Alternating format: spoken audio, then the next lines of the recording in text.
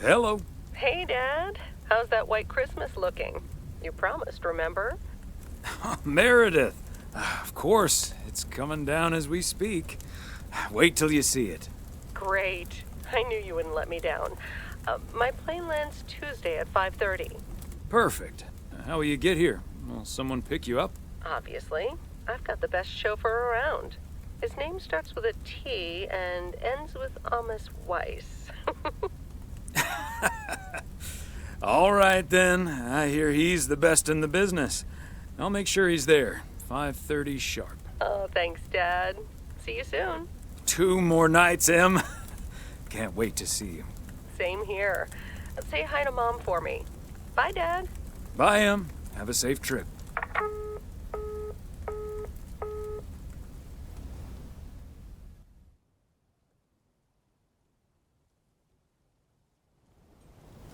Good morning, Thomas. I bet you woke up feeling like $1 million after winning that monster pot last night. Morning, Frank. It felt like $96.40, actually. But yeah, I had a great night's sleep. I bet. It looks like you've hit the jackpot again today. There's hardly any Christmas mail rush because of the snow. Oh, that's a pity. I really don't mind being outside in the snow. Well, I do. Snow's for looking at, not for walking through. Take it easy out there today.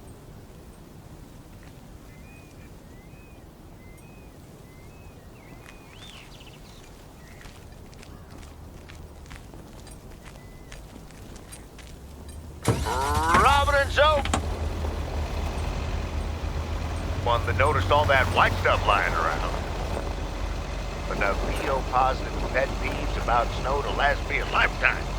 But don't let that stop you from calling in new ones. My answer machine can handle it. Positive or pet peeves?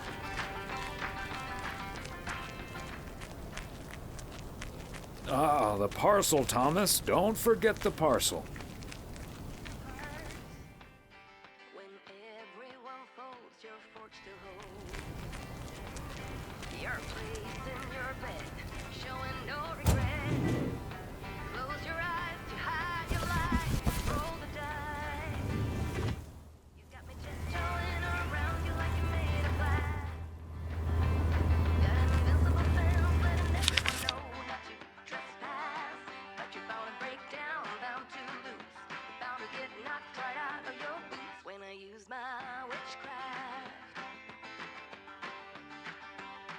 You're playing it cool, bending all the rules. Talking way too loud, and you're talking rude. You're playing a game, driving me insane.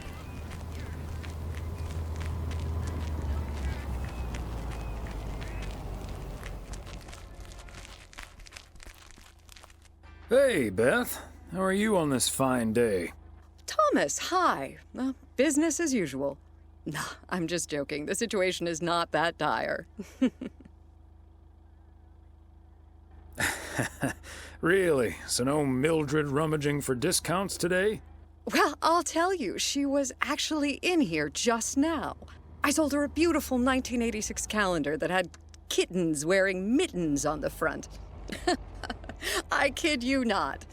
I wasn't even aware that was part of my inventory. Besides Mildred, there's been an odd customer or two today, and you believe one of them was even looking for a full set of encyclopedias. Never knew you had a clone walking around out there. Well, that certainly would be something, wouldn't it? There wouldn't be enough books to discuss or wine to consume. By the way, did you know that the world's largest encyclopedia was created in 15th century China and comprised about 11,000 books? Isn't that fascinating? Imagine having to load that into your car. I'm starting to relate. I'm still holding this delivery. Oh, I'm sorry. I didn't realize. Well, come here then. Put it on the counter. How's Emily coming along with Christmas dinner, by the way? I can imagine she's pretty excited about Meredith coming over. So let me know if she needs any more cookbooks. I've got this beauty from Good Housekeeping that's all the rage right now. Oh, that might be a bad idea. I'm going to have my pants let out just looking at the cover. Suppose you're right. But don't you worry, I'll leave the cookbook. I have a feeling St. Nicholas has other things in store for you this year. Sounds ominous. You have no idea. And what does St. Nick have in store for you this year? Doing anything special? I'm flying out to Georgia tomorrow to spend Christmas with my Daniel and his wife for a few days. We're planning a Hawaii 5-0 marathon. It's my guilty pleasure, and luckily it's theirs too. Dano. Give him my best when you see him. And his wife, of course. I shall. Right. I better get back to it and get ready for the New Year's sale. I've been in a perpetual fight with my pricing gun lately, so I need all the time I can get. And good things come to those who wait. I'll bring over your presents later in the week. I hope you have a Merry Christmas Eve tomorrow, and give my love to Emily and Meredith. Will do. And season's greetings to you two.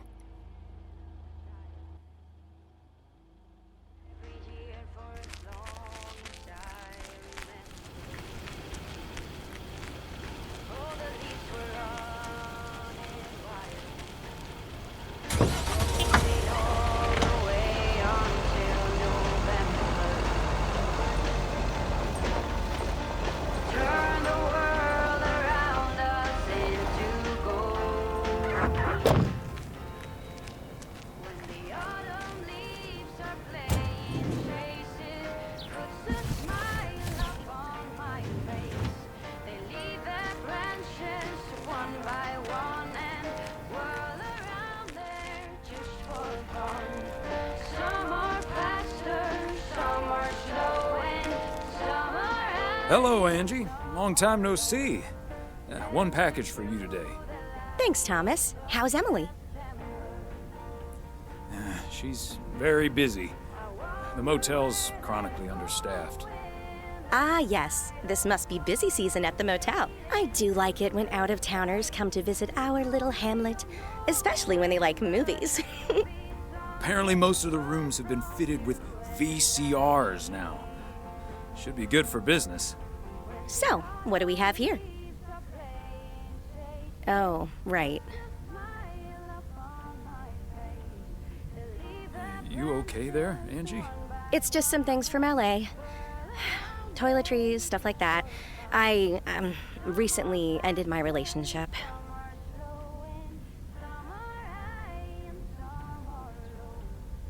Angie, I'm so sorry. It's fine.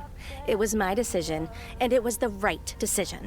The long distance thing just wasn't working out. Still, seeing your spare toothbrush, that shampoo bottle, a stick of deodorant, it just makes it so definite, you know? Like the LA chapter of my life is now finally completely closed.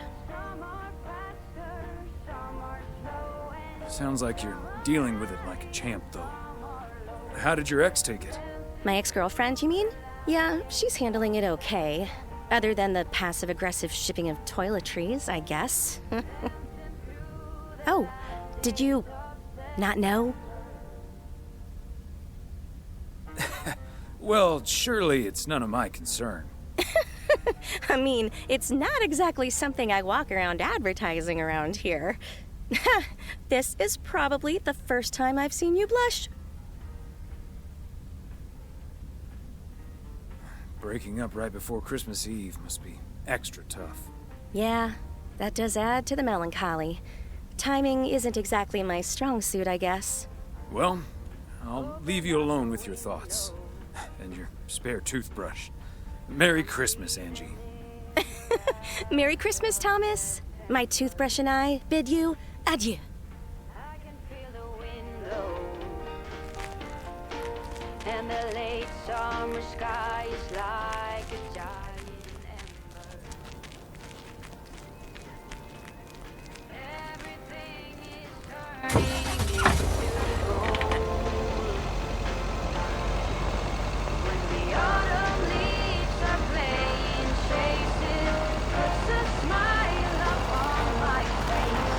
They leave their branches one by one and whirl around there just for fun. Some are faster, some are slow, and some are high and some are low. The last days of September.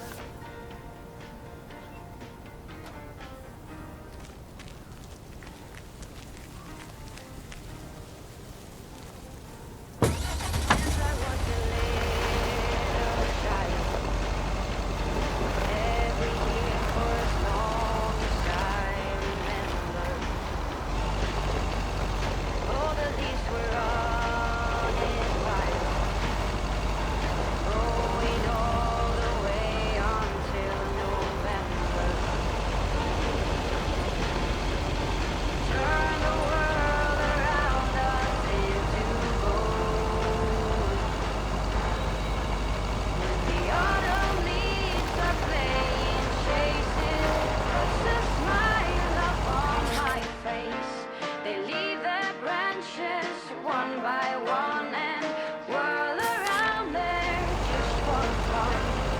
Some are faster, some are slow, and some are high and some are low. Melting through the last days of September. I wonder where they're going. The Mighty Ambrose River. sailing All frozen over. sky. There's no way of knowing, but maybe someplace far from you and I. Walt When the autumn leaves are playing chases, Nut Drive is where Meredith's school friend Jessie used to live. I remember once, Meredith came home from school after learning about walnuts. She asked us if they were named after the street. some are faster, some are slow. Fancy handwriting on this one. Dancing through the last days of September. When the autumn leaves are playing chases, puts a smile upon my face. They leave their branches one by one and whirl around there just for fun. Some are faster, some are slow, and some are high. Another satisfied customer. Unless it's Bill's.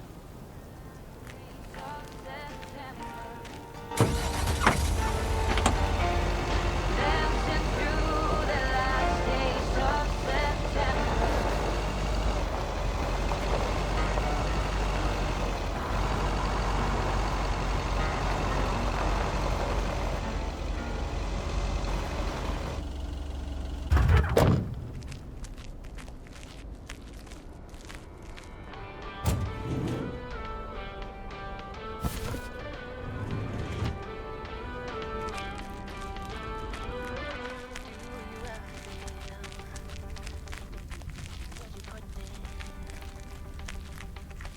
Hi, Ben. Got a pretty hefty package here for you. Thanks, Thomas. I've been waiting for that one. Hi, Mr. W. Please, please, please tell me the mail truck needs a tune-up. Hey, Lori. I didn't know you'd already begun working here. Weren't you supposed to start in January? Yeah, she pestered me into allowing her to start a week early. Already put snow tires on half the town's vehicles. At this rate, I can retire before the end of next summer. But this truck's fine, Lori. I gave it a checkup for Frank less than 10 days ago. Ah, are you sure there's nothing I can improve on the old, what do you call this thing again? I just call it the mail truck, actually.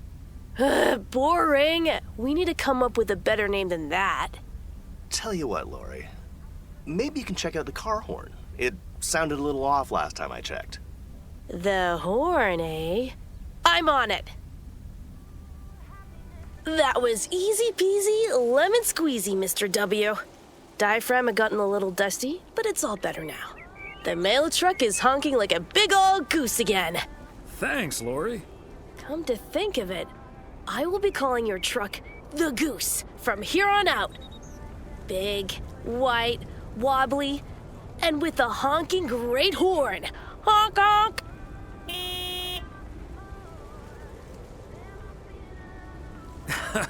And I will still be calling it the mail truck. Well, gotta be getting back to my rounds. Happy holidays, you guys. Thanks, Thomas. You too.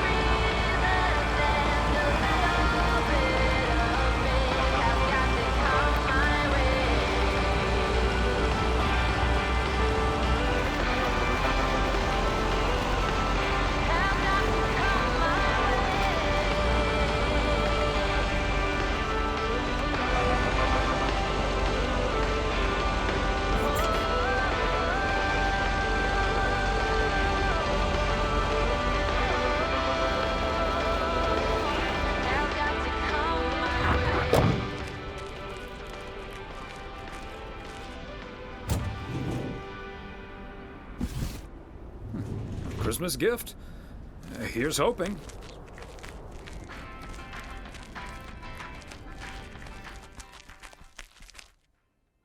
Hi there, Mr. Mailman. Got anything for me today? Hello, ma'am. Just one parcel. Thank you, sir. It's true what they say about mail carriers and snow. They hate it and long for the summer? No, that it makes them look even more handsome in their uniform.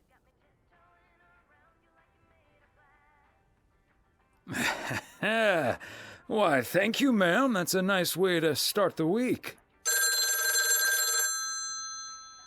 Oh, I better get this, honey. I'll see you tonight.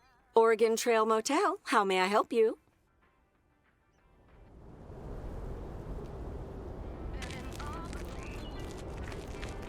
Talking way too loud, and you're talking rude.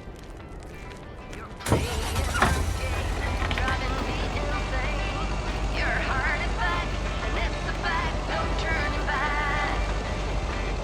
You got me tiptoeing around you like you made of glass. Got an invisible fence letting everyone know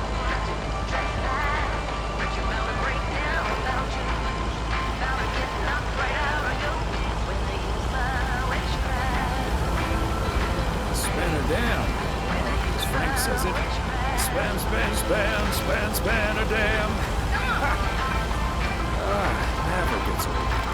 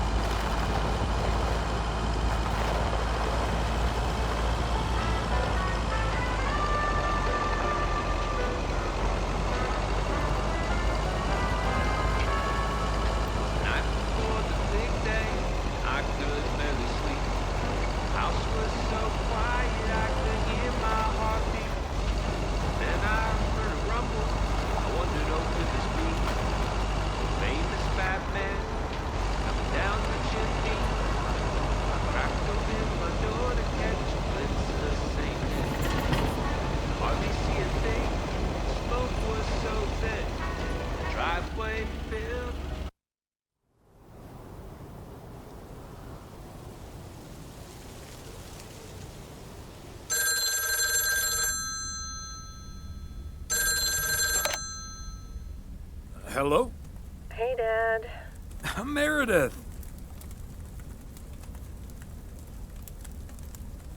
Are you all packed for tomorrow? Meredith? Dad, I'm so sorry, but I won't be able to make it tomorrow. What's wrong? What happened? Are you okay? I'm fine, Dad, don't worry, but I'm snowed under with work. It's added 86. It needs to be up and running at the start of the new year. I stumbled upon some errors today, and now we need to fix them this week. This sucks.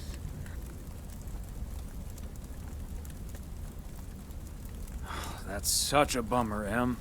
But I understand. Thanks, Dad. I'll make it up to you, I promise. We've all worked so hard this year. Can't squander it all in the last week, right?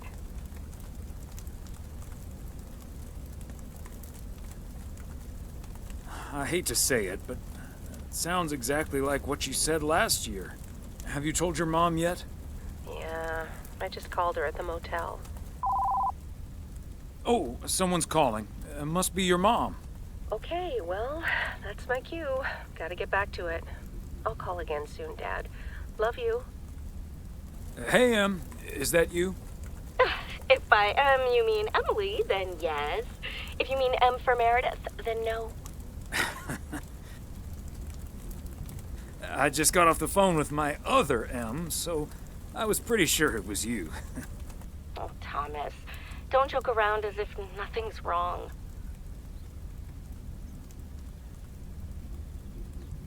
I know, Em. I don't know what to say. Well, just deal with it, like we always do. Why don't we invite someone else? Unless you're happy with just Mildred coming over. Just Mildred? Might as well go for rock bottom and ask Nancy to. Oh, yes. Oh, I'd love to hear them bicker about the cat food assortment at the general store.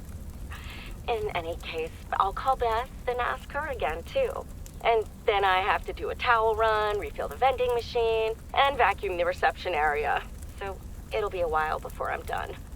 I'll see you tonight, honey. Okay, Em. Drive home safe.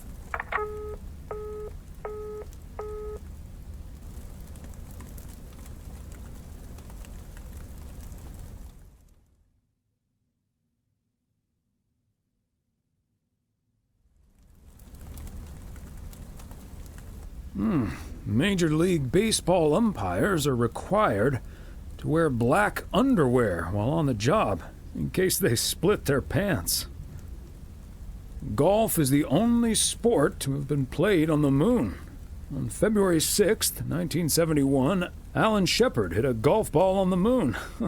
Because of the low gravity, it may have traveled more than a mile.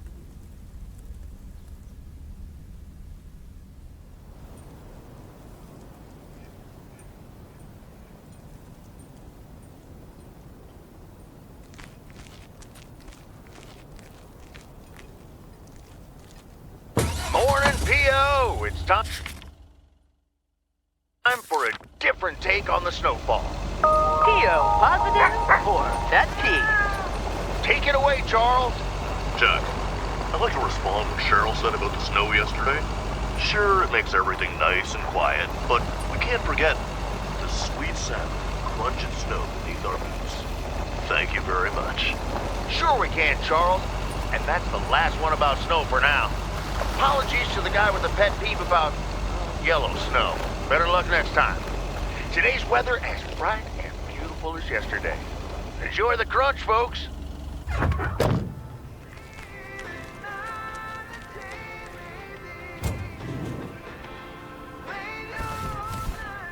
Okay, let's get this to its destination.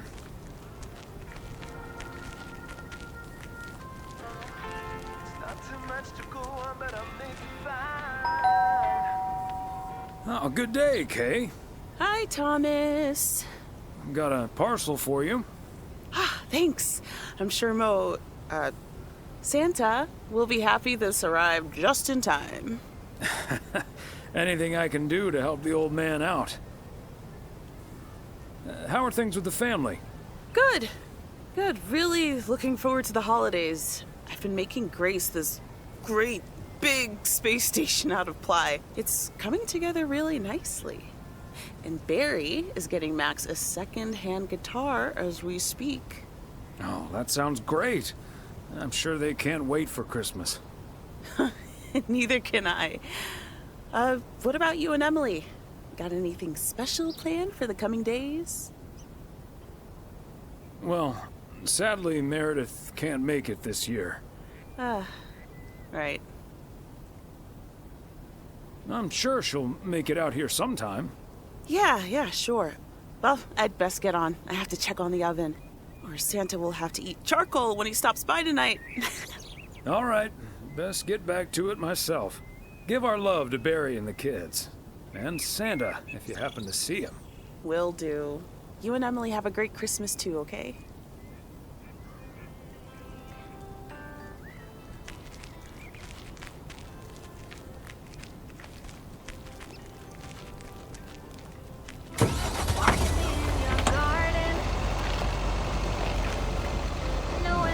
Is that much Christmas lighting really necessary?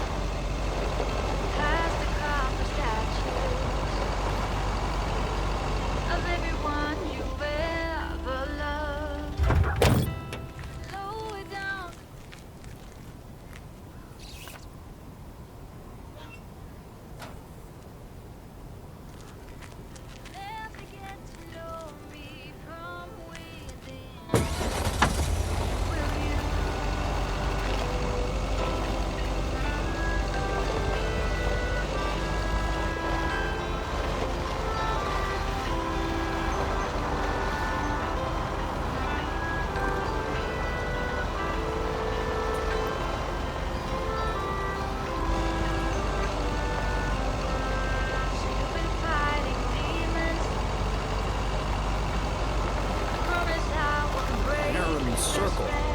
Feels like I'm going around in circles sometimes.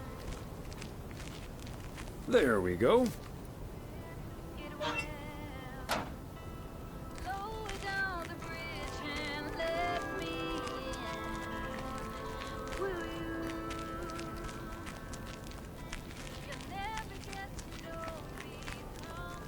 Fancy handwriting on this one.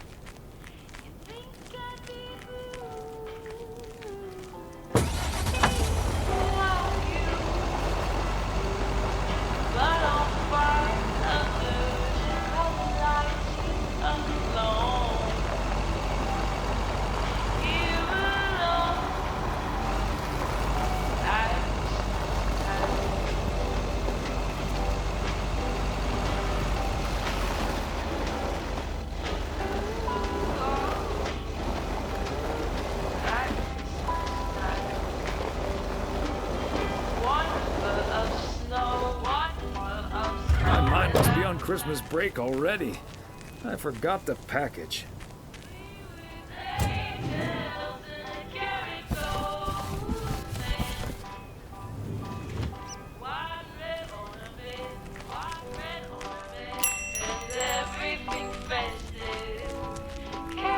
Greetings, Nancy. Hello, Thomas. That should be the last batch of Christmas pudding ingredients. Sounds good. Is it for you or for the store? For the store, of course. I'm not gonna change my cooking schedule just because of Christmas. But isn't that the best part of Christmas? I'd rather save myself the time and effort. Fair enough. Have a good day.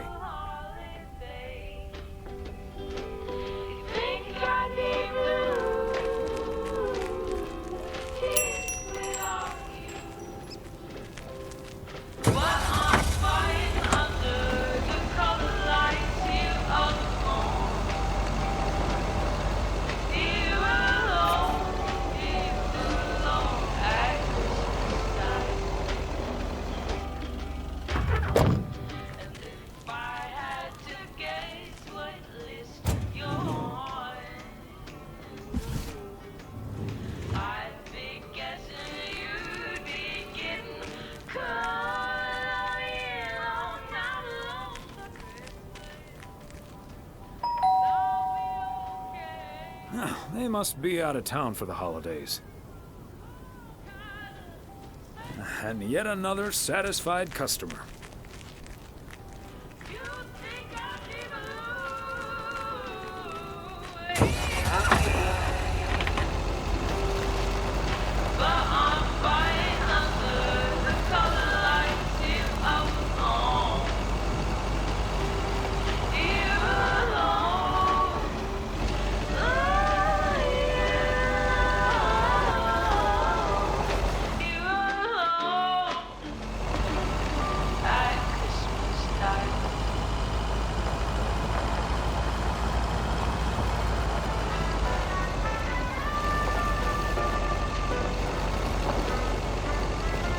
Bert's out of town for the holidays. He did ask me to keep an eye on his place. Seems to be in order. House was so quiet I could hear my heartbeat. Then I heard a rumble. I wondered, oh, could this be the famous fat man coming down the chimney? I cracked open my door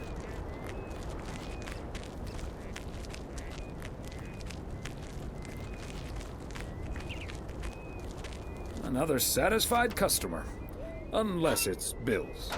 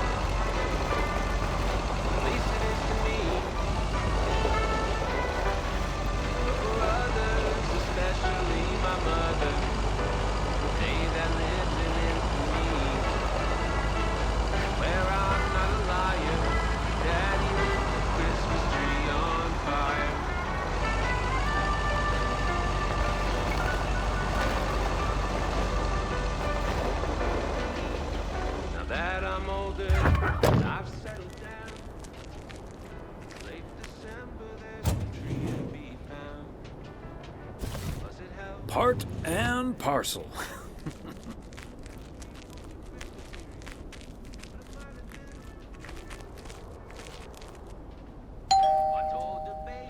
Wow, a visit from the Poker King. I humbly thank you for the honor. The pleasure is all mine, sir. And this package is yours. Ooh, boy, Frank came through once again. A package from Frank, huh?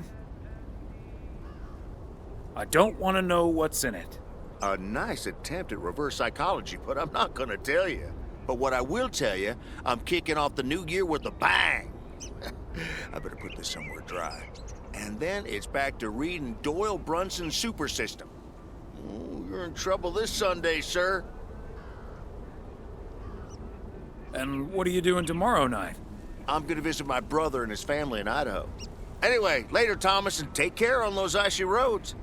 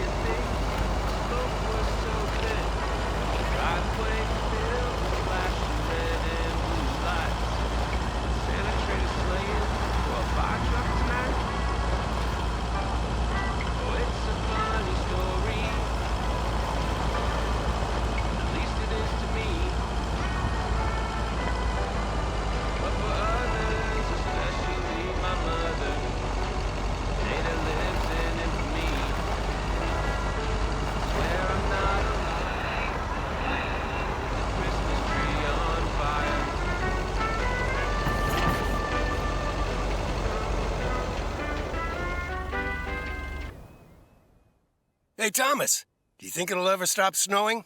I'm glad it's the last day before Christmas break. Well, sorry, Frank. They're forecasting snow until at least the new year. But hey, about Christmas. Meredith bailed on us, which leaves us with a bit more food than we can handle. Maybe you'd like to volunteer and help us eat it tomorrow evening. Christmas dinner at the Weiss residence. That sounds great, Thomas, but I'm afraid I'm all tied up. The Knicks are playing the Celtics. I think the Celtics will go all the way this year, but I wouldn't count out an upset at the Garden. I'm not gonna give you betting advice, Frank. I'm gonna have to sleep on it, but you know I can't pass up a juicy bet. Hey, Thomas, before you go home, I need a favor. Can you help me with that guy over there? He said he's looking for a job, but I really gotta run now. Try to find out what he's made of, okay? Good luck. Hello, young man. I heard you were looking for a job. My name's Thomas Weiss, and I've been working for the Postal Service for nearly 40 years. Hi, I'm Matt Kearney. I'm glad someone finally showed up. Nice to meet you, Matt. Could you tell me a little bit about yourself? Well, I'm basically a computer expert, kind of in between jobs right now. I've been programming since I was 11 years old. I'm looking to start my own software company. But I assume you are aware that we don't have computers here. Yes, and that's where I come in. I can overhaul this old-fashioned operation and have it running twice as efficiently with the help of computers. But I guess there aren't any computers yet that deliver mail to someone's front door. Oh, it's only the beginning. In the future, people won't write letters anymore, and parcels will be delivered by battery-powered mini helicopters. Right, okay. But let's focus a bit more on the here and now. Do you enjoy working with customers? I think everyone would enjoy someone who skips the small talk and gets the job done as soon as possible. Well, that may be, but my question was if you enjoy working with customers. Sure. I love people. I love helping people. Could we wrap this up now, please? I don't think working here requires an extensive interview process. I'd like to ask one more question, actually. Can you please get up and leave as fast as possible? Okay. Bye.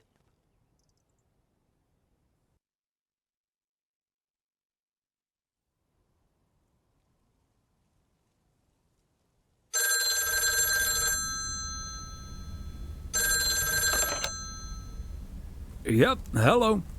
Hey, honey, it's me. Finally found time to call. Having such a busy day. Did you invite anyone else over for tomorrow? Yes, I did, but no takers. So it's just you, me, and Mildred. Or is Beth coming as well? Yeah, Beth is coming. So happy I could finally change her mind. Nice work. She's great company. As opposed to Mildred? No, this is not funny. Mildred is a sweetheart.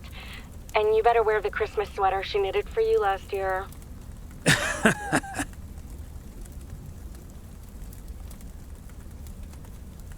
I love Christmas sweaters, so don't worry about it. Great. So I won't be the only one looking stupid. Oh, by the way, I've got great news. We finally found someone to take some shifts off my hands. That's fantastic. No more 60-hour work weeks. Do you know who it is? I wasn't at the interview, but I was introduced to him after he was hired. Did he seem like a nice guy? I don't know. He didn't say much. His name is Matt Kearney. He said he's going to completely overhaul our computer system. That's the guy I interviewed this afternoon. Really? Did you like him?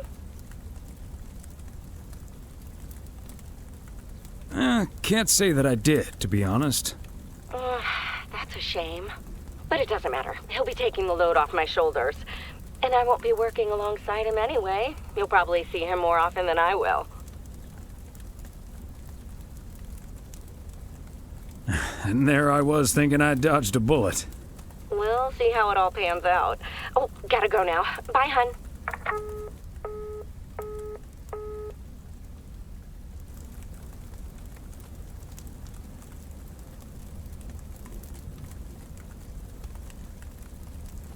The yo-yo started out as a weapon in the Philippines during the 16th century, before being introduced to the United States as a toy in 1929.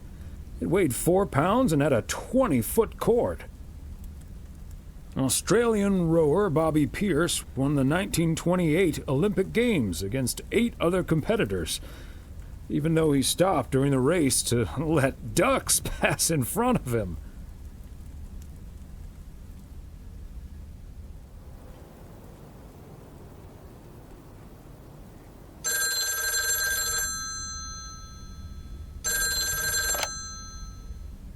Weiss residence, good morning. Hey, Dad. It's me. Hey there, Em. Merry-dith Christmas.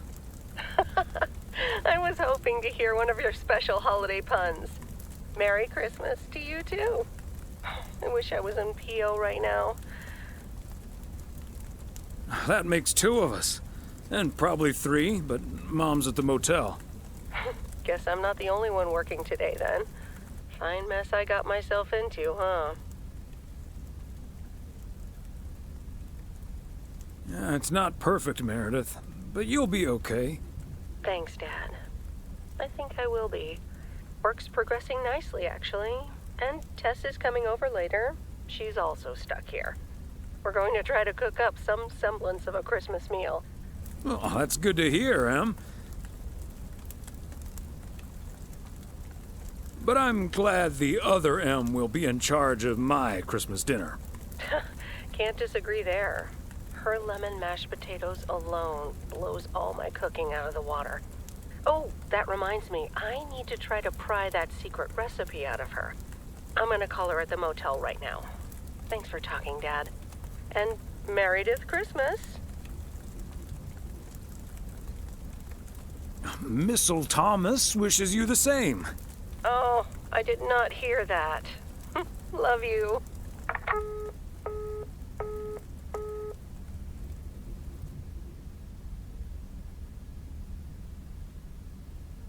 Oh, Mildred, you shouldn't have.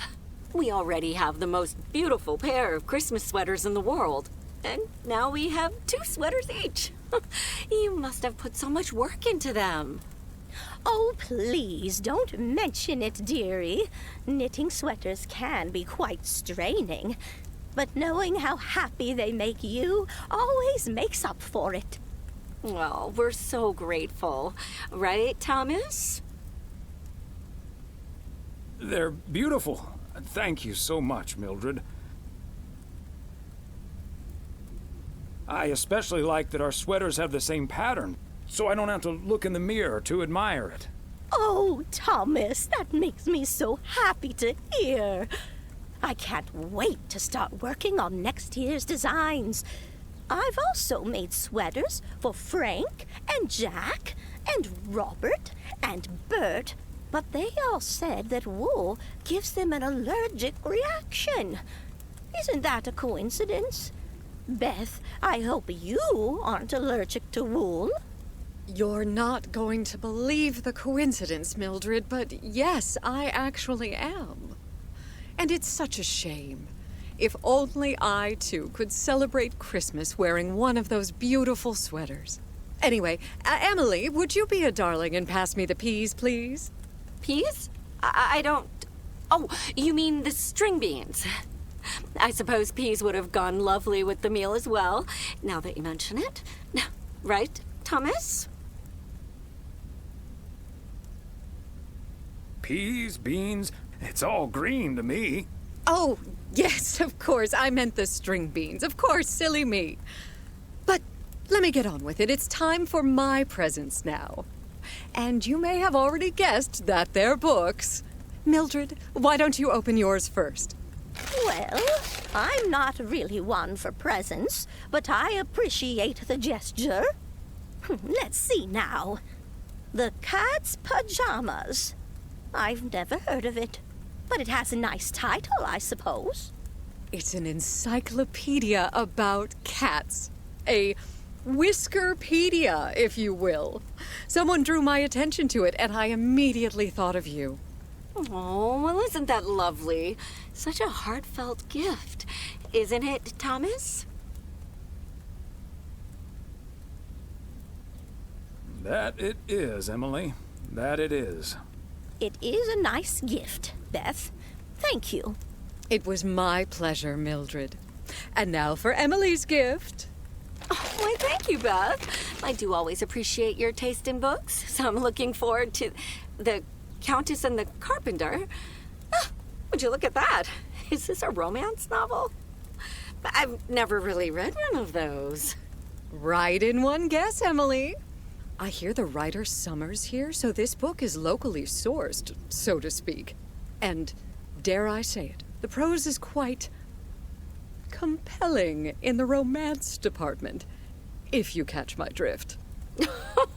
I think I do.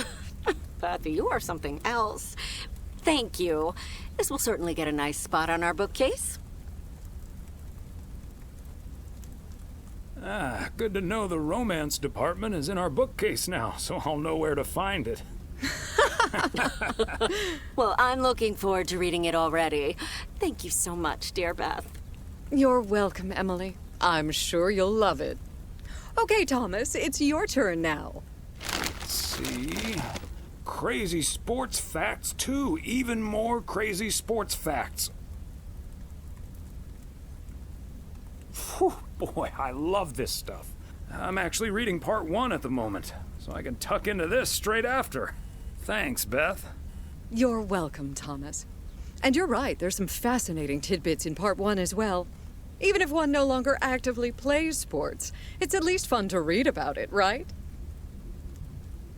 Hey now, Kids playing basketball still regret it when they challenge the mailman for a game of horse. Well, there's no shame in admitting that you're not getting any younger, Thomas. In fact, none of us are exactly spring chickens anymore. Things like your arthritis can't magically be wished away by positive thinking. Who's up for some blueberry pie? Speaking of blueberries, my bridge partner Edna's niece discovered this mole last week. Hold that thought, Mildred. I really need to take this. Hello? Hi there. Could you put me through to Meredith Weiss, please? Excuse me. Who is this? Oh, it's Steve. Steve Mitchell from work. Is Meredith there? Do you understand that people are celebrating Christmas right now? Wait, what? Christmas? Oh my gosh. I'm sorry to bother you. Is it Christmas already? Gosh, I totally missed that. I've employed a couple of all-nighters. I'm gonna splash some water on my face. Sorry again, Mr. Weiss. Enjoy your evening. Bye. Merry Christmas. Everything okay, honey? That silly boss from Meredith's work called for some reason or other. Never mind. Beth, you were saying? I wasn't actually, but I was looking for a way to say this, and now's as good a time as any, I suppose. My dear friends, I am leaving Providence Oaks. What? You're what? What's that, dear? Why? Well, before we move on to the sad part, let me first tell you the good part. Ladies and gentlemen, I am going to be a grandmother. Oh, Beth, that is amazing. Well, I'll be. Whose mother? I mean, congratulations. Yes, my son Daniel and his wife are expecting. Isn't that wonderful? But, and here's the proverbial kicker, you may remember that they moved to Savannah, Georgia a few years ago. So if you put 2 and 2 together... You're moving away to be with them. That's great, Beth. I'm so happy for you. That is marvelous, Beth. Congratulations. I wish you and your family all the happiness in the world. But I'll miss you something terrible. We all will. But we have to toast to the good news. Thomas, go pour us some brandy and I'll get the pie. Oh, Thomas, would you have any antacid? That eggnog is starting to stir up something indiscreet. On it. Now, let's celebrate this wonderful evening, ladies. Here's to a lovely old Christmas spent with good friends. Hear, hear. Hear, hear.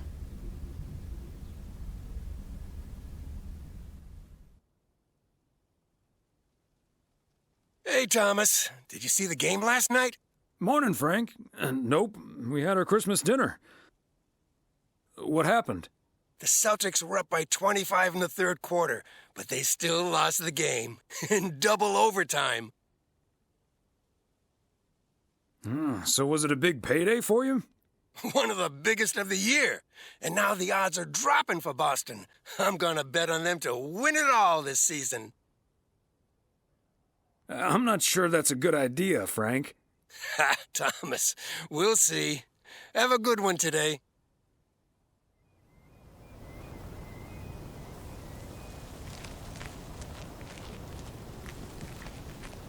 Season's greetings, P.O. It's the second day of Christmas, and I don't have turtle doves or partridges in pear trees. But you know what I do have? P.O. positive or pet peeve? Season's greetings to you too, Jack. It's, Angela here. I watched the movie Gremlins the other day.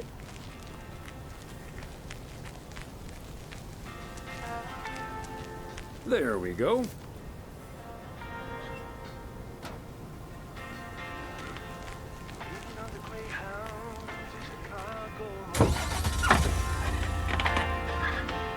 I've got all my bags packed up, ready to leave.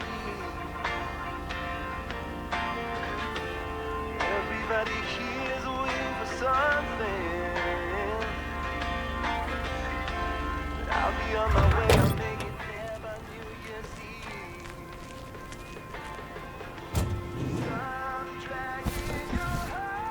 Eve. A belated Christmas gift? Maybe.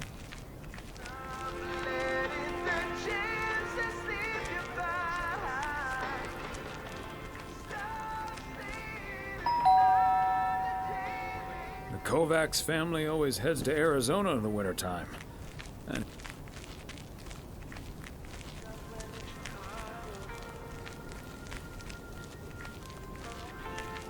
Too much to go on, but I'll make it fine.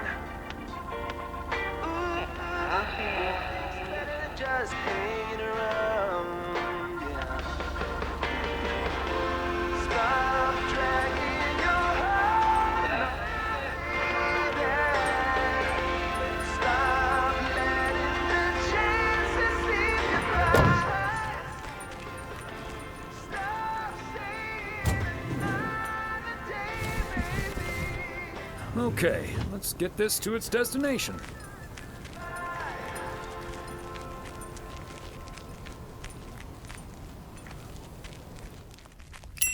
Yes. Does it really matter what Maureen said? I can't help that her orders have been delayed because of the snow. She should have just ordered sooner. It's not like New Year's Eve appeared on the calendar out of nowhere. That's true, but it was only 2 weeks ago that she decided to throw a celebration at the diner. And once we're sure we can host a proper party for everyone, you are also invited. That sounds an awful lot like blackmail to me. Please come to my party, Nancy. But first, hand over a football team supply of cheesy dip, quiche, and sloppy joes. I'm sure she didn't mean it that way, and I'm sure you're more than welcome either way. But I have to run now. Bye, Nancy, and hi-bye, Thomas. Bye, Kay. Maureen Hennessy strikes again. P.O. would be a boring place without her. Boring? Drama-free might be the word you're looking for. One thing's for sure, she does not know how to run a business. Always bites off more than she can chew. And now I'm supposed to come to the rescue? Isn't this a great opportunity to generate some extra revenue? With the ridiculous discount she's demanding, it's mostly nothing but a great opportunity for a lot of extra work. Anyway, is that parcel for me? You can just put it on the counter. Sure thing, Nancy. Have a great day.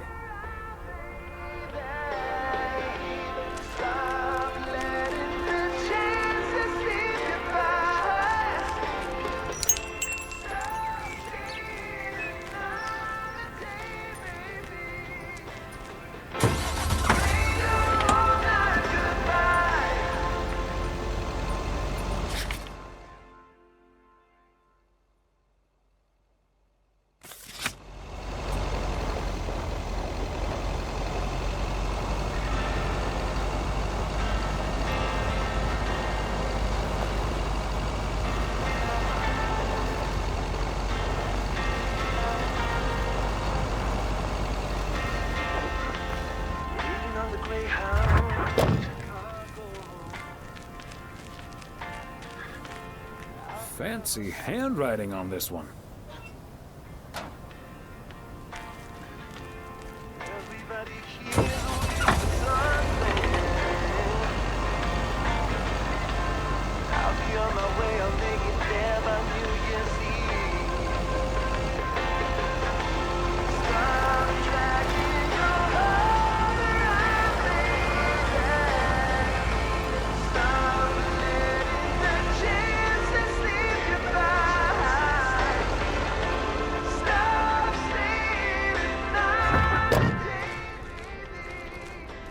Somehow it's always nice when our neighbors get a letter. Here's to you, Andy and Toby. Ooh,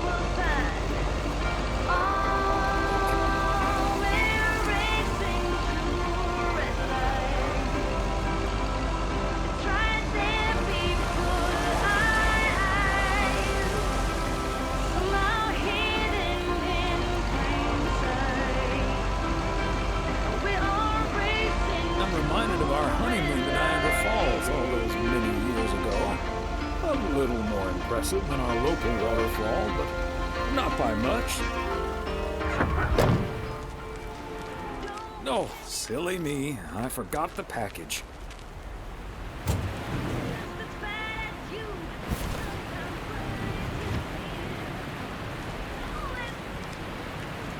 Hey there. Looks like Santa's a little late this year. That's what you get for not being a good boy, Robert Harris. Let me try to make it up to you. Take that heavy load off your hands. That must be the fire pit I ordered. Finally go ice fishing without freezing at the same time. Ice fishing. And here I thought there'd be no more fishing until spring. Don't knock until you've tried it, Thomas. Bert's out of town, so I could use someone else to talk to. Not that Bert talks that much. How about it? Tomorrow evening. How about not in a million years? Fishing and freezing. What a miserable combo. Santa just delivered a fire pit. It won't be that cold. Thanks for the invitation, but I prefer the fireplace in my living room. Suit yourself, couch potato. Hey, did you have a nice Christmas, by the way? I've had better. My daughter couldn't make it. Sorry to hear that. Anyways, I need to assemble this baby. See you around, Thomas.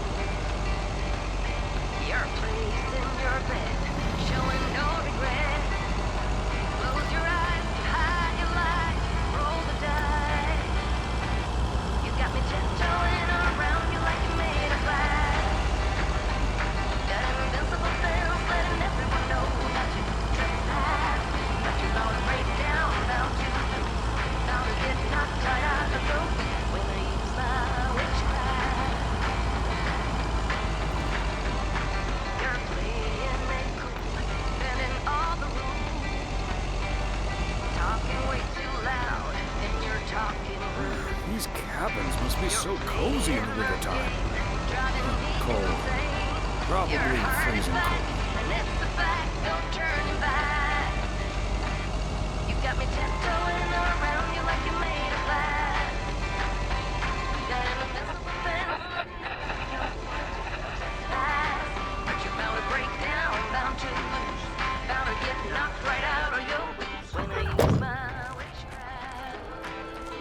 Another satisfied customer.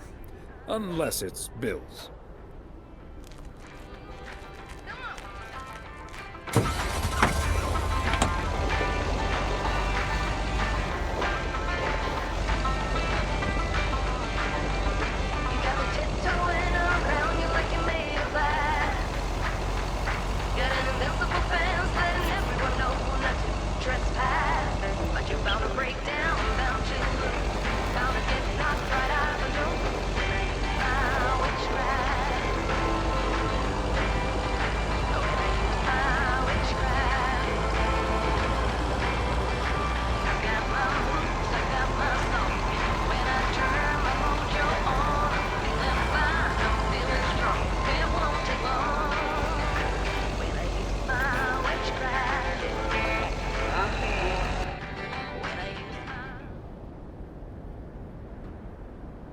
Whoa, looks like you're having some car trouble. Yeah, just a second, my good man. Gabriel, can you figure out what's wrong with this blasted vehicle? Give me some good news here. I mean, I'm not really a car mechanic, Mr. Price, but I know the smoke isn't a good sign. No duh, Einstein. Say, hey, Mr. Mailman, what's your story? Just here to deliver a package, sir. Oh, is it for me? And by any chance, would there be a fully functional car in that package? No, sorry. It's for the motel. Well, then what do I care? What's taking Ilsa so damn long? Gabe, if you don't know what you're doing, then why on God's green earth are you fiddling around with that engine? Just thought I'd pop open the hood, Mr. Price. What with the smoke and all? It needs to vent. Needs to vent, huh? Never have I felt more like a busted car engine. God! I'm dying in this podunk country-ass town. Bunch of freaking yokels. So, hey there.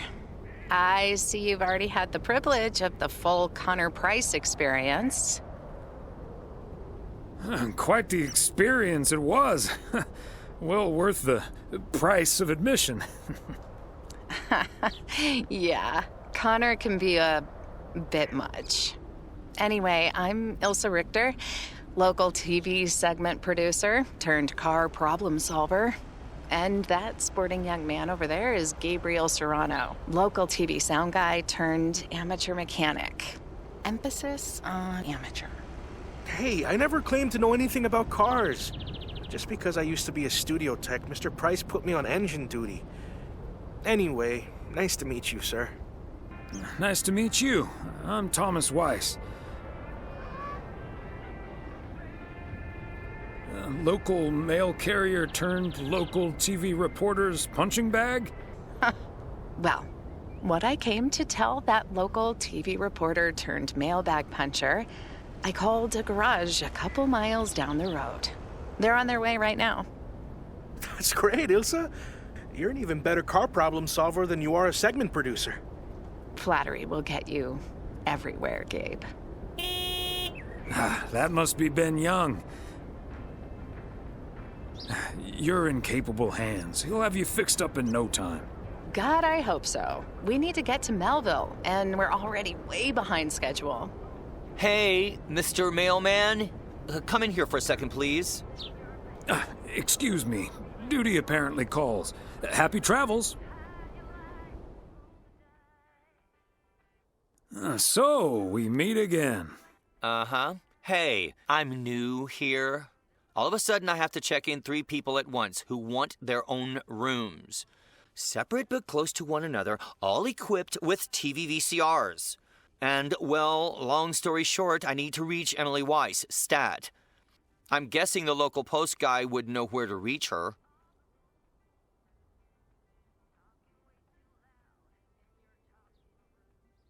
Emily's off today, but I'm sure a smart guy like you will figure things out in no time.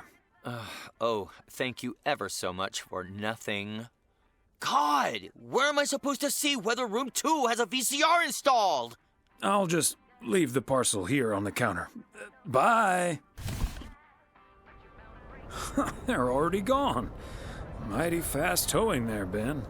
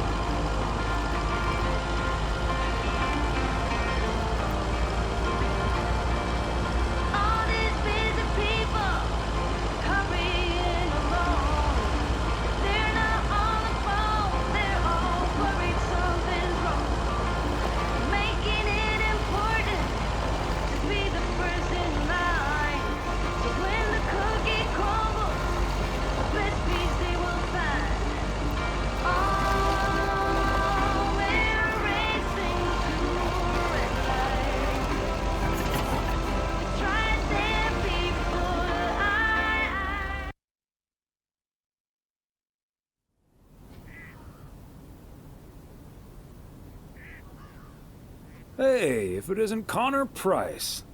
Oh, that's him, huh? He's taller than he looks on TV. Let's hope he's in a better mood now. He was really quite rude to me earlier. Wow, sounds like a real jerk.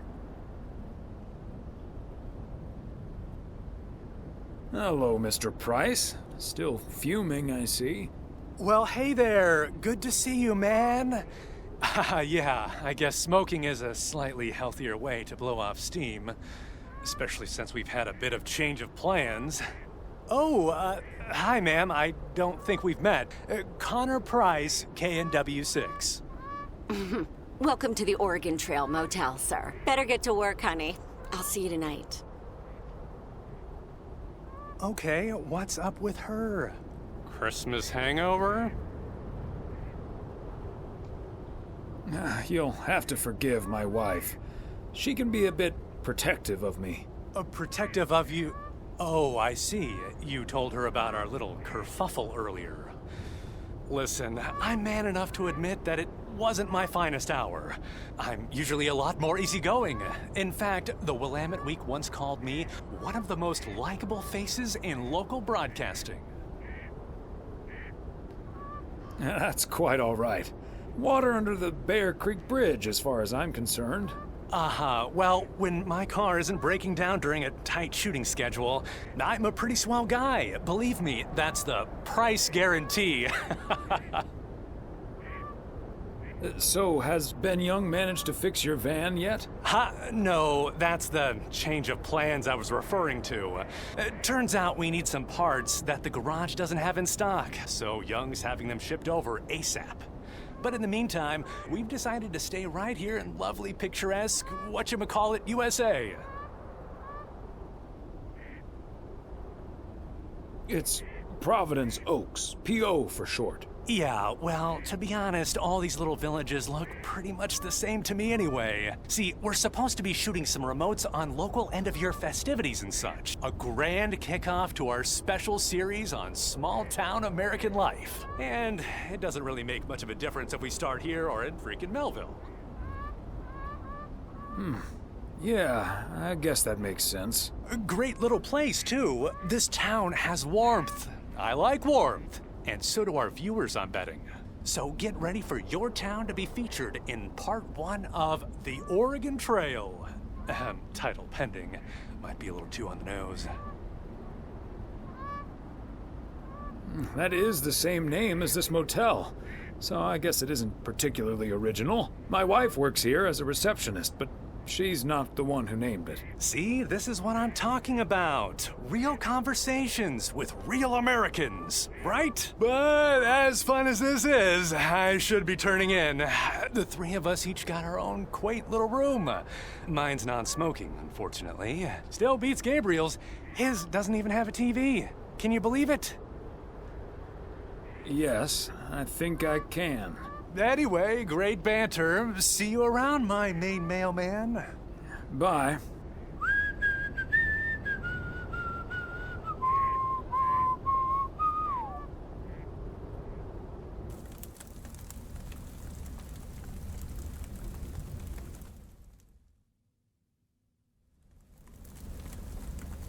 From 1912 to 1948, architecture was an Olympic discipline. Spanish singer Julio Iglesias used to be a professional goalkeeper. When recovering from a career-ending accident, a nurse gave him a guitar so that he could recover the dexterity of his hands. In learning to play, he discovered his musical talent.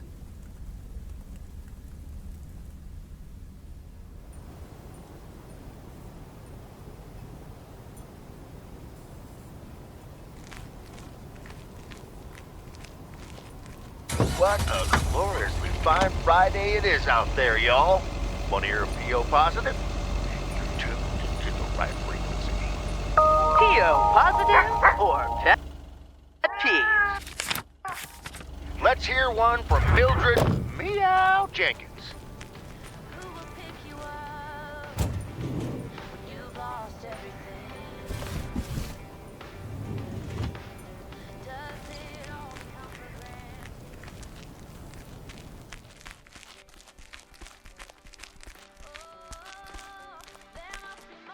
Hi, Beth.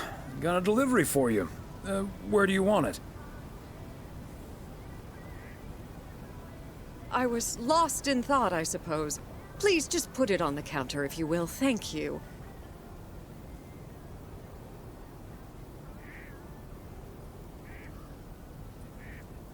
We loved having you over, Beth, as always. Emily and I had a great time. Although always is not going to last forever, it seems. Well put, Thomas. I do like that.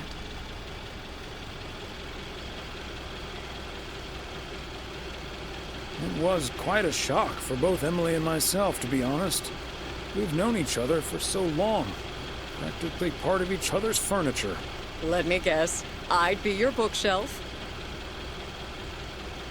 Yes, especially since all the books on there are gifts from you anyway.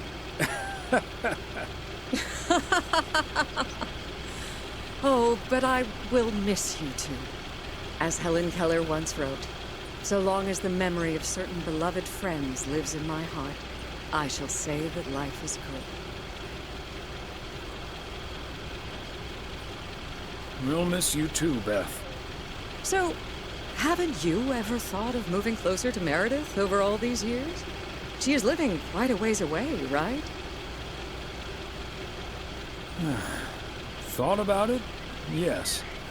Your news has put things into perspective, I suppose. But leaving here would sure be a big step. Maybe too big, I don't know. Who knows? Maybe Meredith will even make it out here one day. And there's always the phone, of course.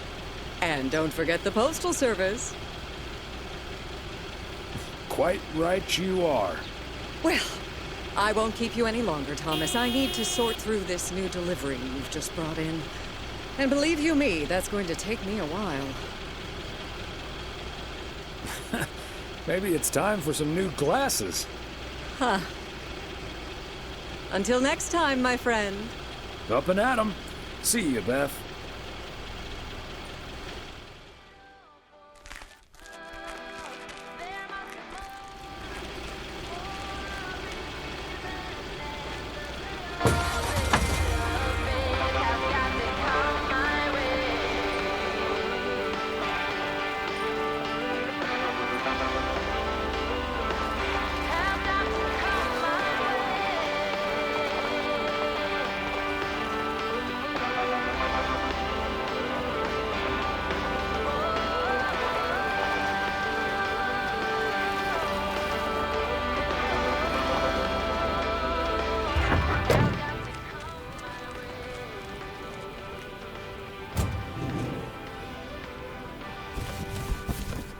Part and parcel.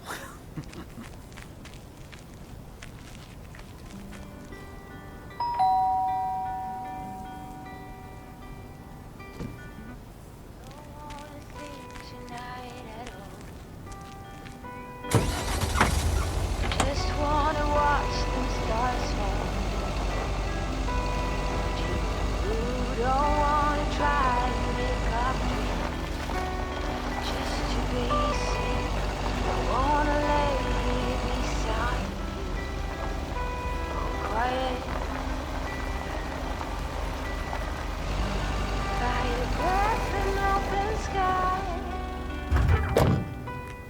It's not what we know. It's where we go. Rings a tower goodbye. It's not what we think.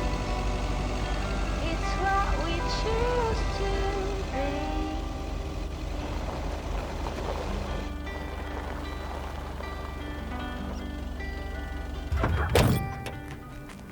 Sunflowers, high grass, and bare feet. To each second is a treat. I keep my balance next to you. It's true. Nowadays there's nothing I wouldn't do for you. Fire breath and open sky. It's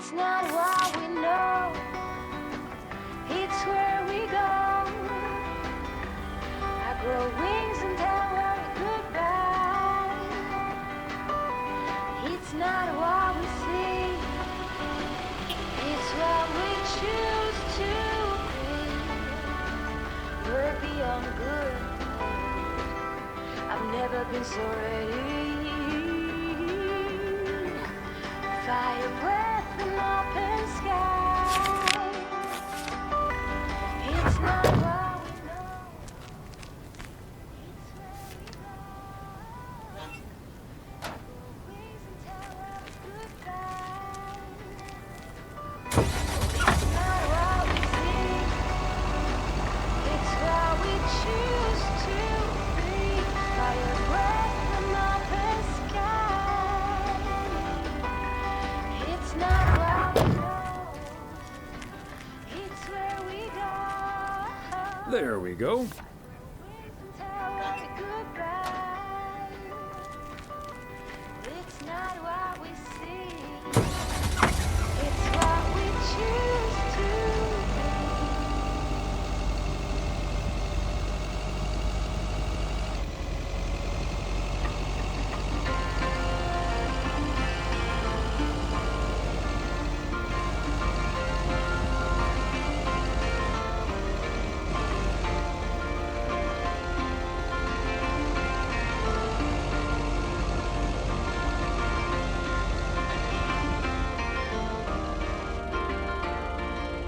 All these busy people hurrying along. They're not on the phone. They're all A belated Christmas gift? Maybe.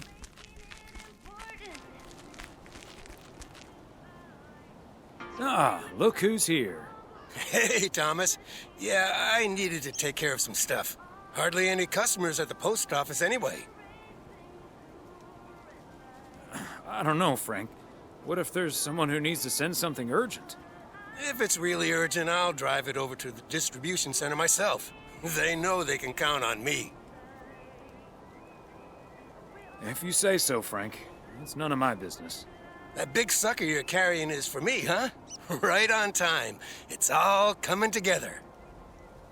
Hey, Thomas, you can keep a little secret, right?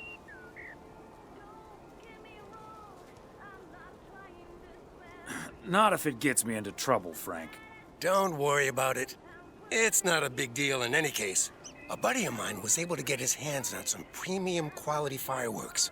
I'm selling them with a nice profit. And anything I can't sell, well, let's just say you want to be outside Moe's Diner when the clock strikes 12 on New Year's Eve.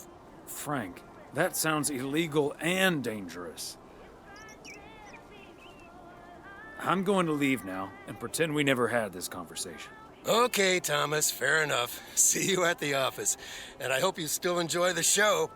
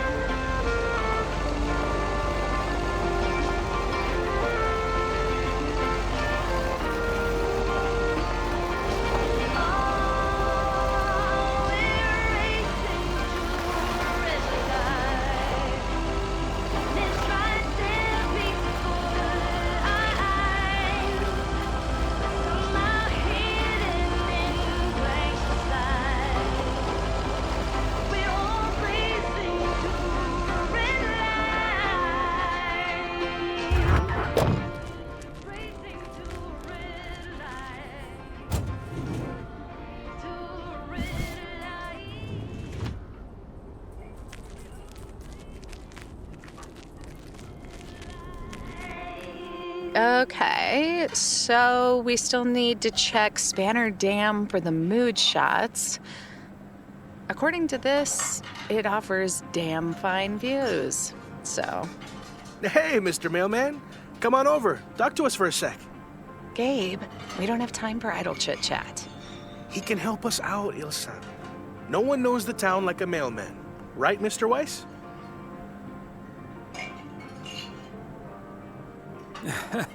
Well, I don't know. I might know the town too well. Too well? What do you mean? Oh, no, I get it. Hard to see the town you've lived in for so long through the eyes of a tourist or the TV audience. Right, Mr. Weiss? Yep. When it comes to P.O., I guess I'm kind of snowblind. A seasonally appropriate metaphor. I approve. Anyway, we're scouting out this beautiful town of yours for our report on small town America. It's great, but we could use the inside track. So, any secret spots we're bound to miss, but shouldn't? Well, the watchtower up at Eagle Peak. You can take in the view among the treetops. But make sure you watch out for those creaky steps. Oh, hey, Maureen. Now, here's your coffee, folks. Sorry for the delay. Faucet's been acting up again, which should have been fixed yesterday. Oh, you want me to check on it, Miss Hennessy? Oh, now look at you, my knight in woolen armor. Would you, dear? I can take a look. Well, isn't that nice of you? Back of the kitchen, honey. Ashley, someone who does know what he's doing is coming in. Show him where the busted faucet is. And stay out of his way. Ashley's a sweetheart, but when it comes to fixing things, that boy is all thumbs. See, this is what the segment should be. Interacting with the townsfolk, helping out. I love it. Oh, such a nice fellow. Yeah, you're in good hands, Maureen. Gabriel may look and act like a naive little pup, but he can fix anything. Well, except for our van. But other than that... Oh, is that a fact? Well, in that case, I can think of a few more things he could fix around here, if you catch my drift. We'll just pretend we didn't hear that, right? Let me just go check him out. Check on him, I mean. So, anyway. So? Wait. You had the Connor Price experience the other day. Have you recovered yet? I actually encountered him outside the motel yesterday evening. He was a lot nicer this time. Really? Oh, did he greet you with, "Good to see you, man"? Yes. How did you know? That's his go-to when he's forgotten your name. It's "Good to see you, man" for guys and "Hey, lady" for gals. Really? Wouldn't worry about it, though. He called me Lisa for the better part of a year. Connor's a lot. But I guess after this week, I can update my resume with not just segment producer and car problem solver, but also Connor Price wrangler. It must be a little weird being stuck in a strange town with two colleagues. Guys you probably don't even know that well. I know I wouldn't last a day in the same situation with my colleague Frank, and he's a friend. It does take some adjusting. But Gabe's a big old puppy dog, at least. He's as uncomplicated as Connor is complicated. So that's a welcome antidote. Well now, sounds like someone is getting a little warm under the collar for our Gabriel. Just between you and me, honey, I have a hunch that feeling is more than mutual. Maureen, you shouldn't startle people like that.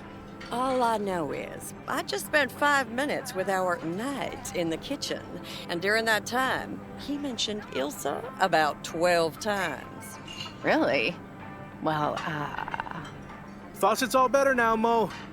And we should be hitting the road right about now. Right. Thanks, Maureen. Nice talking to you, Thomas. Bye now, folks. Be sure to check in again soon, you hear? Huh, these TV folks sure know how to liven things up, don't they? Indeed, Maureen. They're the talk of the town, all right. Oh, that reminds me. You know about my little New Year's Eve shindig, right? I'm counting on you and Emily. We'll party like it's 1986. Because it will be.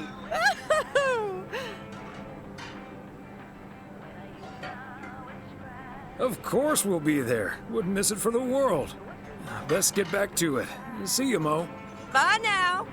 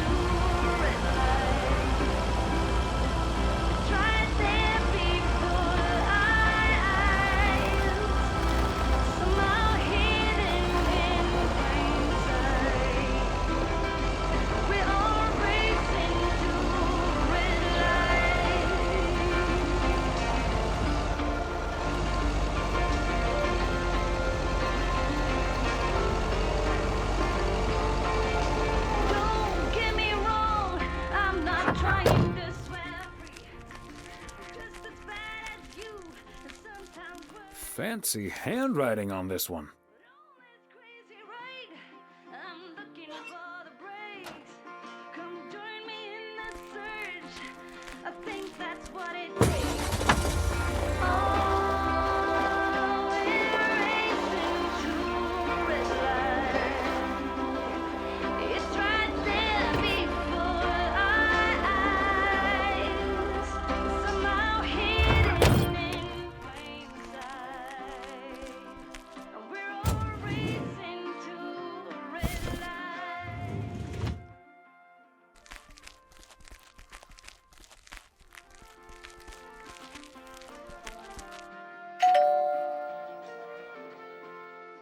And that's the last one.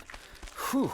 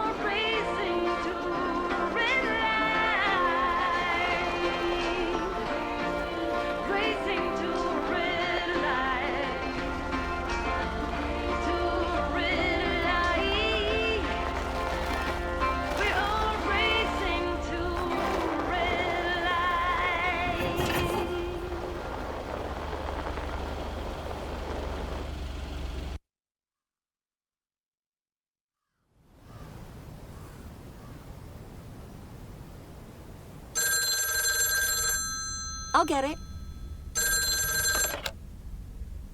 Hello?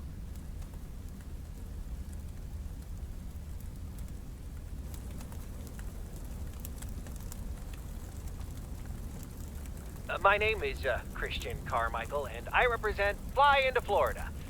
Oh, hi there. I have great news for you, Mrs. Weiss. It's been a while, but do you perhaps remember entering into our Fly into Florida sweepstakes?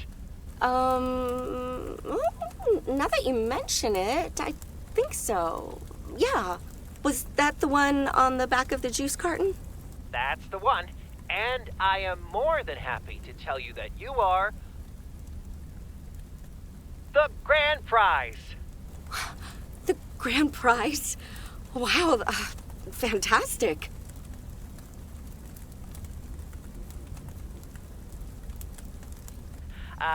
No problem, Mrs. Weiss. You have won a 2-week trip to Florida for 2. Wow, Florida? Really? I won? I have never won anything in my life. Hold on, I need to tell my husband. Honey, we won. I'm talking to a gentleman from Fly into Florida. and he says we've won a 2-week holiday for 2. Tell him he's dreaming. It's probably a timeshare scam. What? No, that can't be. I did enter that contest. Hold on. My husband is unsure if this is really true. I mean, you do hear a lot about phone scams these days. We'll do our absolute best to take away all your concerns. You've got plenty of time to let it all sink in. Next, we'll be sending you an extra special envelope. It will contain a confirmation letter, airline tickets, hotel tickets, and I totally forgot to say this earlier, a $500 check covering any additional expenses. Wow. I can't believe this is happening. Well, it most definitely is, Mrs. Weiss. And we'll be making sure you both have the time of your life. There's one thing I must stress. The dates can't be altered. So if you have plans for the first 2 weeks of September, this would be a great moment to change them. And I hope this answers all of your questions for now. Congratulations on winning. And we look forward to seeing you fly into Florida. Thank you. Bye. I think I need to sit down for a moment. Florida. Come sit next to me.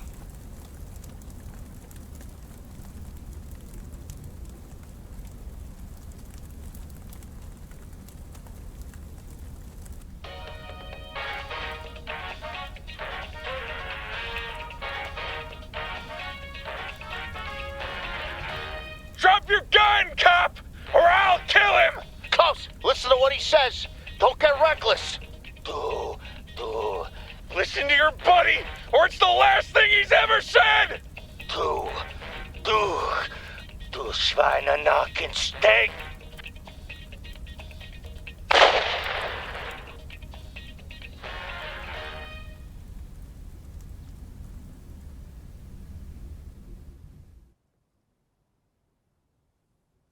Hey, Thomas, you have a minute? Sure, Frank. What's up? Listen, I just got a heads up from one of my buddies at HQ. He said Walter Morgan left for PO with tires screeching. I need to lay low for a while. If you see him, you haven't seen me, okay? Frank, I'm not sure about this. Holy crap, Morgan's on the premises. I'm not here. Good morning, Mr. Weiss. Good morning, Mr. Morning. I'm looking for Frank. Could you tell me where he is, please? Frank? Frank Coleman? Haven't seen him here. And where is he, if he's not here? He's probably out delivering. Could be anywhere. I guess I'll have to be patient then.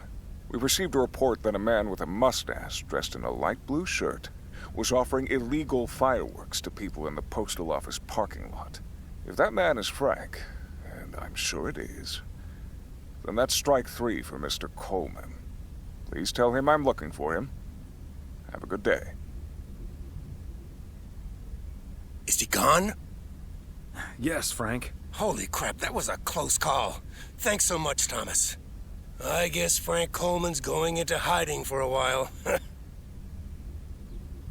Frank, don't you think it's better to just come clean? Don't worry about it. It'll blow over like always. See you Sunday evening. I guess we'll have to play poker with the curtains closed.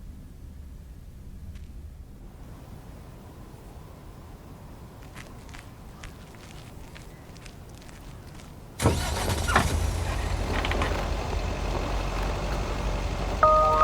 positive or pet peeves? Jack, I've been watching that TV series everyone's been waiting for. What's it called? A Hamburger with Fries? I expected a charming sitcom like Bon Appetit, but instead got treated to a lousy mix of mediocre puns and gratuitous violence. If this is where TV shows are heading, then I'm heading the other way.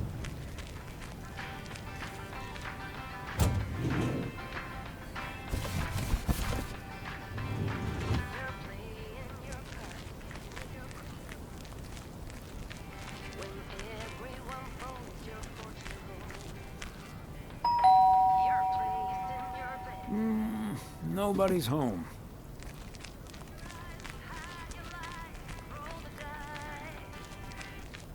got me tiptoeing around you like you made of glass. Got an invincible fence letting everyone know not to trespass. But you're gonna break down, bound to.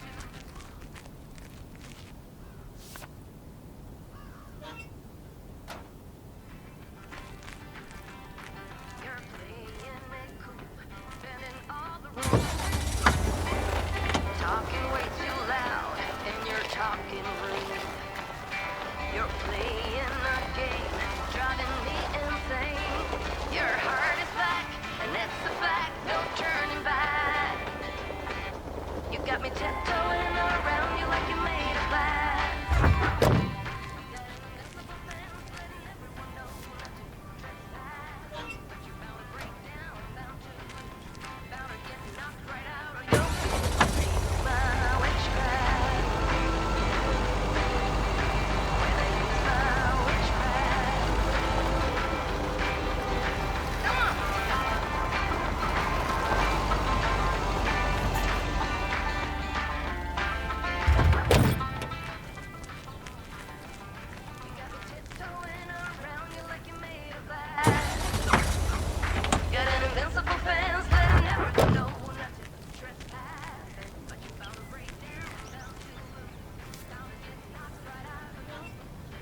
My witchcraft.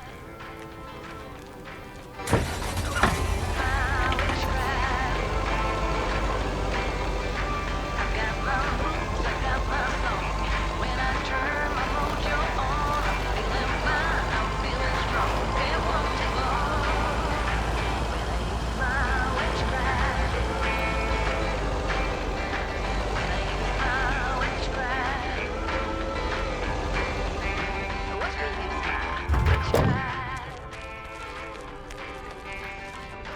Another satisfied customer.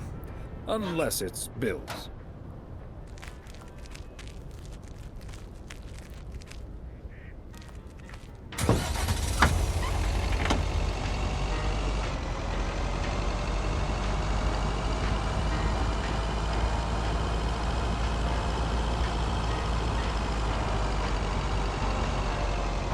Open up the window. I'm breathing in the last of September. I can feel the wind blow. A belated Christmas gift? Maybe. Yet another heavy package for you, Ben. Let me take that off your hands, Thomas. You know I feel guilty enough as it is. Having you lug around those car parts week in and week out. That's the job, Ben. Neither snow nor rain nor heavy packages Stay these couriers from the swift completion of their appointed rounds. I'm serious, though. If you don't mind me saying, you're getting up there. Ever think of hanging up the old coat and bag? Not until recently, but recently? Yeah. Good for you. Think about it some more would be my advice. Son of a gun. It's the engine parts for the news van. Didn't expect them to come in so soon. No, that's great. Now they'll be able to roam around PO for their report. Yep. With any luck, that thing will be up and running before the end of the day. Hey, don't rush it, Ben. Remember, you're getting up there yourself. Yeah. Now get going, you old timer.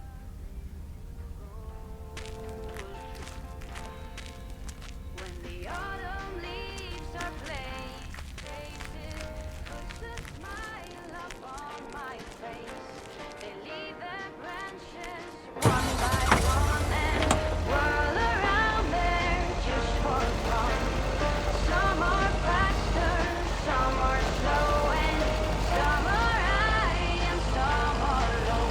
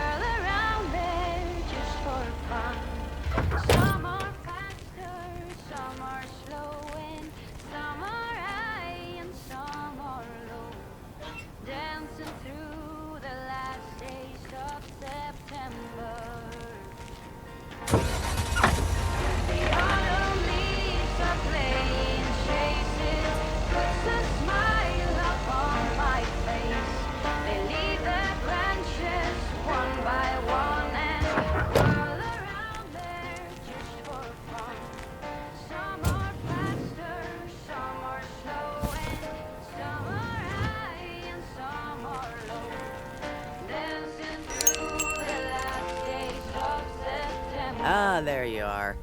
Could you bring this box over to the diner? And if they ask, there's no discount. I'm sorry, but no. Parcels need to go through the post office first. Oh well, then don't. I couldn't care less about that party. And it's not my problem either. They can come and get it if they want it.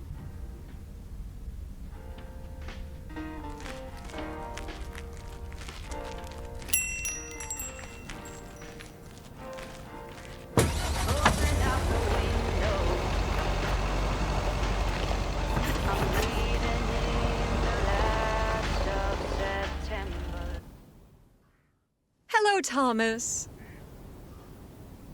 Hi there, Beth. What brings you here? I saw you arrive just now, so I decided to venture across the road with a minor request. What's so important that you came out here in the cold? It's just one small thing, I promise, and, well, I suppose you can see what it is. A first gift to the little one, you see, since Christmas in Georgia fell through. It just needs an address, and I'm not sure where to put it. Could I leave this with you so you could make sure it gets where it needs to go? I have the information right here on an old envelope. It's the return address in the top corner. Of course, Beth. I can understand that labeling a package like this can seem daunting. Bears will do that to you. You're a real gentleman, Thomas. Thank you. I have a stack of returned holiday gifts that need sorting before I close. I've handled many a strange parcel in my day. Not to worry. I'll take care of it. Thank you, Thomas. Truly. I'll get the postage to you later, I promise. Oh, and please tell Emily I have a great idea for this Sunday's girls' night. It's a surprise. Bye now. Sure. Enjoy the rest of your day.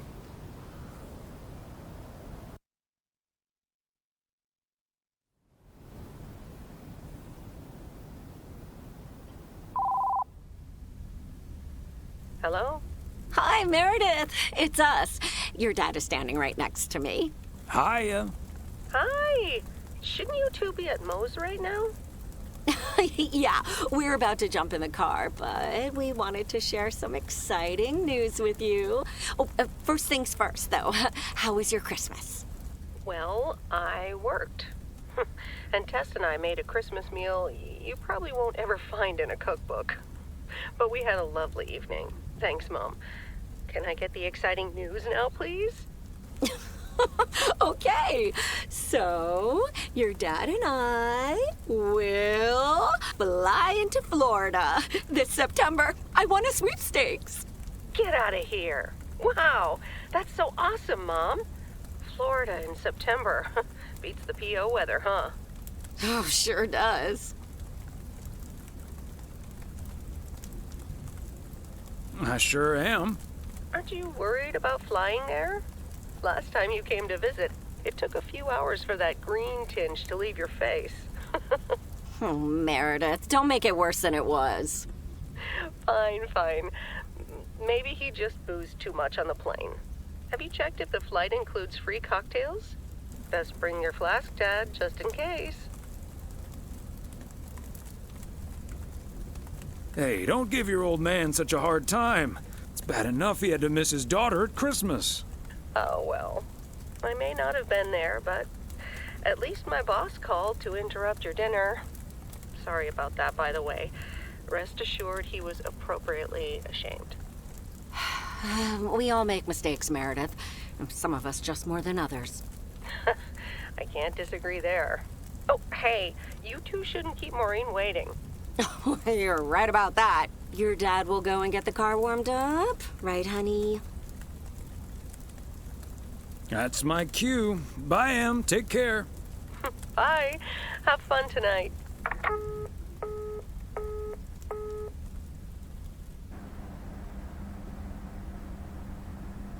Thanks for getting the car all toasty for us, honey. You're very welcome, dear. It's my pleasure.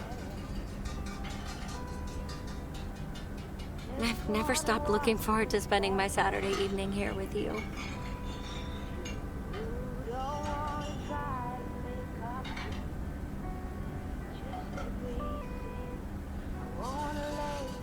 I feel the same way, Em. I'm a lucky man to have you.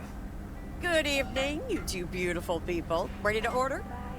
Or should I just write down pancakes for lovely Emily and a T-bone steak for Big Thomas here? Oh, Maureen, your intuition never ceases to amaze me. It sure is pancake time for me again. Big Thomas would very much like that, Maureen. Thanks. Ashley, it's pancake time! And get the steaks out! This will never get old.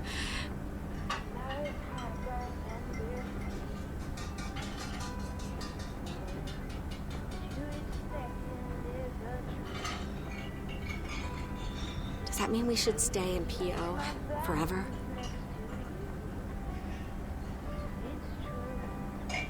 Florida sure sounds like a nice place.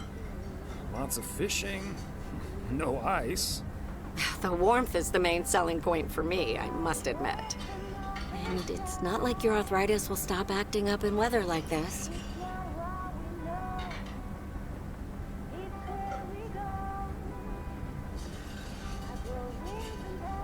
Let's talk about it some other time, honey.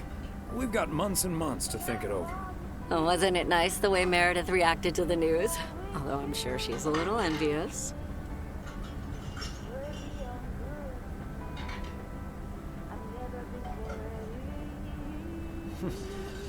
Perhaps, but she'd have a hard time trying to relax. She probably wouldn't be able to stop thinking about all the things on her to-do list. Okay, folks, while Ashley's busy in the kitchen, it's time to fill Mo in on a few details. A little birdie told me you two were off somewhere fancy. Maureen, I was planning on telling you and the girls all about it tomorrow evening.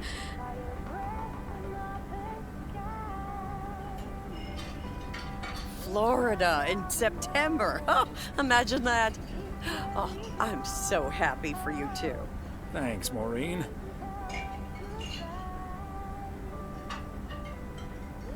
You know even more about the goings-on in PO than the mailman. Not by choice, mind you. I can't help that people want to get things off their chest every now and then.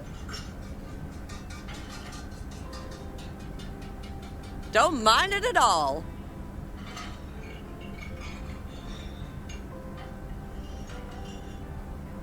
I heard that a certain Walter Morgan will probably not be very lenient with holiday requests from the postal office employees. Haha, Morgan. His bark is always worse than his bite. If Walter Morgan gets in the way of that, I'll get in his way.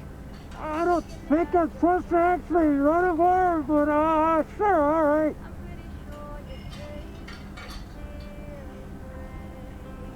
See, things like this, they bother me sometimes. Maureen's a sweetheart, but it's almost impossible to have a private life here. That sure is true. Would be nice to walk around somewhere without everyone calling you mailman. That's a good thing about working at the motel. Most of the people I'll never see again. Oh, Maureen's heading this way again. Let's just enjoy our lovely dinner together, shall we? We shall.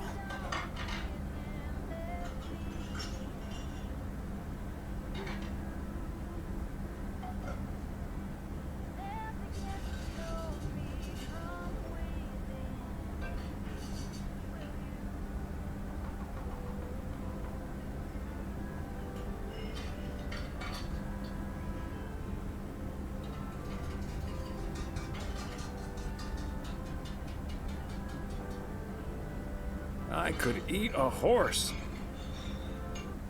Look alive, folks. 2 plates of the good stuff.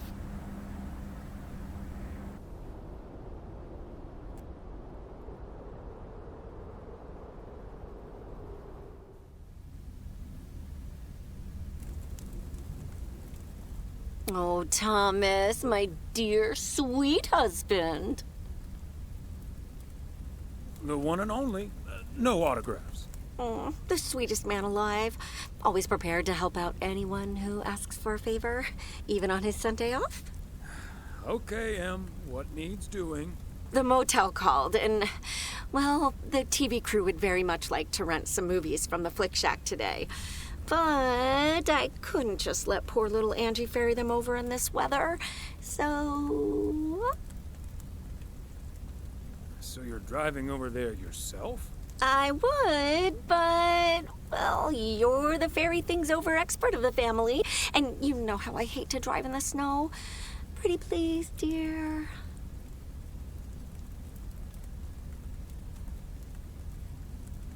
Of course, Em. You've been so busy lately. It'll be my pleasure. Oh, thank you so much, darling. Tell you what, I'll make some extra tasty snacks for your poker night tonight. How's that? It's a deal. Thomas Weiss says I live and breathe. What in tarnation are you doing out and about in the mail truck on a Sunday? Came to pick up some movies for the TV crew. Oh, I know. Your wife called ahead. Happy to do it for Emily. And for you. And for the TV crew. Parts of it, anyway. But first things first. So, what's the hot gossip on these out-of-towners? Well... Connor Price is the star of the show, of course. The less said about him, the better. Aw, Thomas. You know that's only going to pique my curiosity. Go on, spill the beans. No, I shall say no more. Curse you, Thomas Weiss. You overly discreet letter carrier.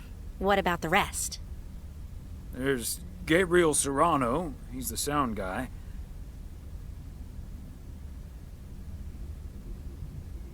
Nice guy, full of vim and vigor. Sounds delightful. So anyway, let's get down to brass tacks.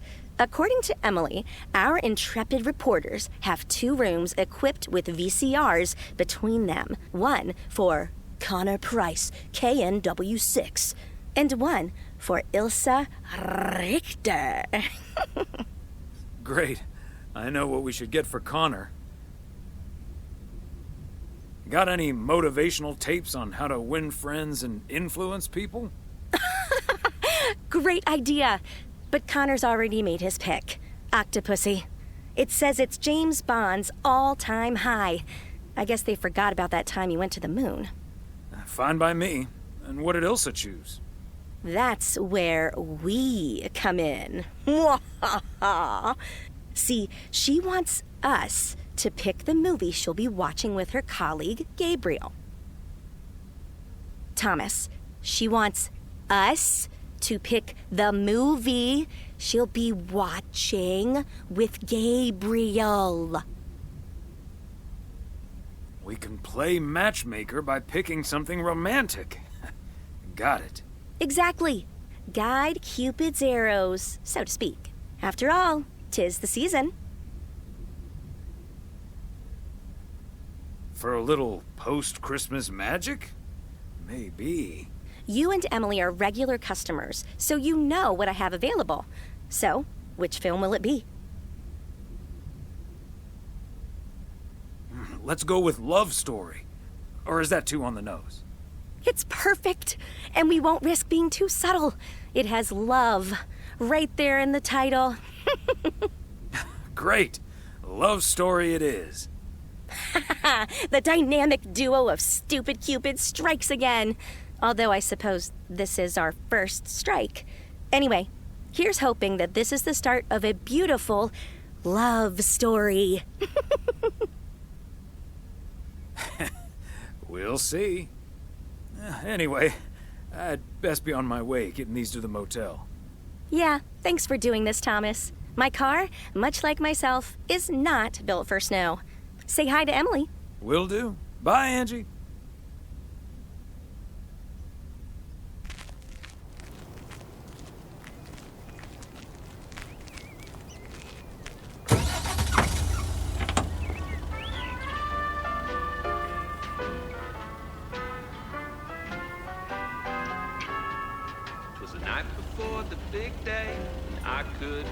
sleep. House was so quiet I could hear my heartbeat. Then I heard a rumble. I wondered, oh, could this be the famous fat man coming down the chimney? I cracked open my door to catch a glimpse of Saint Nick. Could hardly see a thing, the smoke was so thick. The driveway filled with flashing red and blue lights. Did Santa trade a sleigh in for a fire truck tonight? Oh, it's a funny story.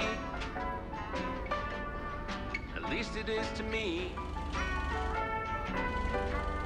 But for others, especially my mother, a day that lives in infamy. I swear I'm not a liar. My daddy lit the Christmas tree on fire.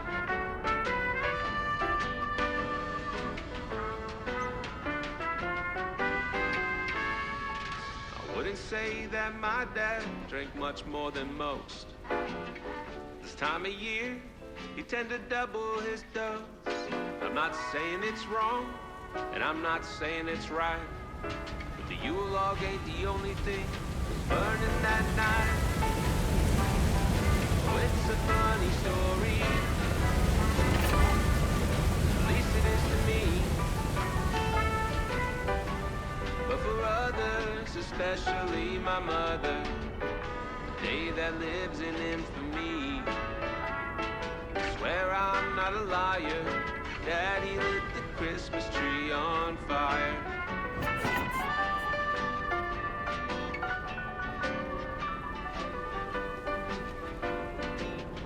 Now that I'm older, I've settled down.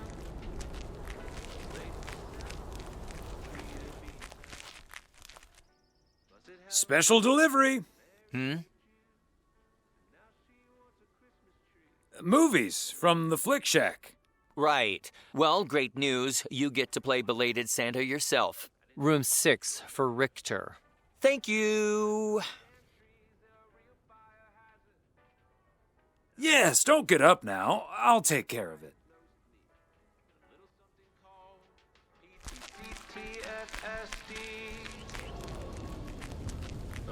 That's post-traumatic Christmas tree fire stress disorder. It's a real thing.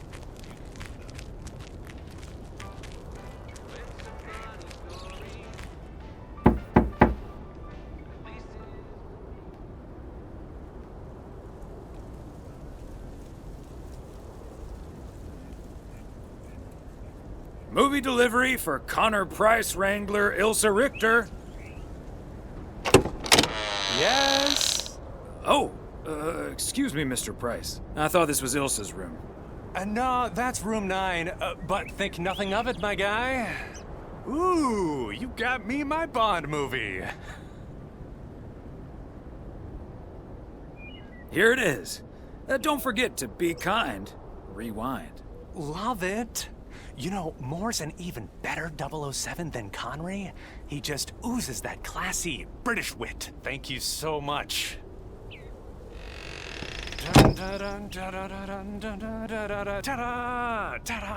Pow!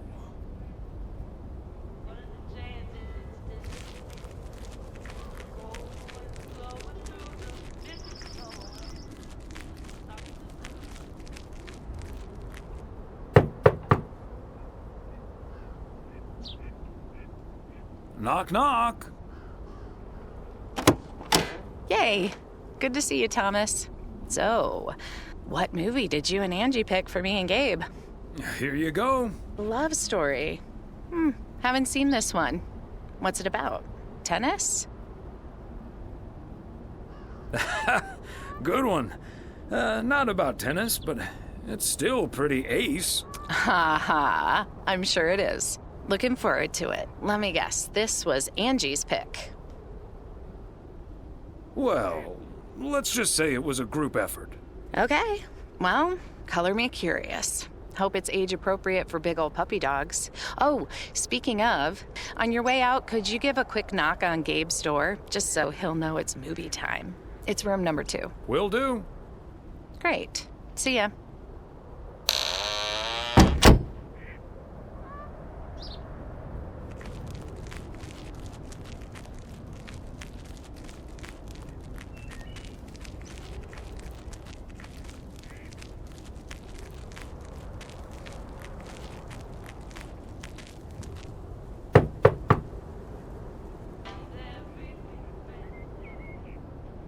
It's movie time, Gabe.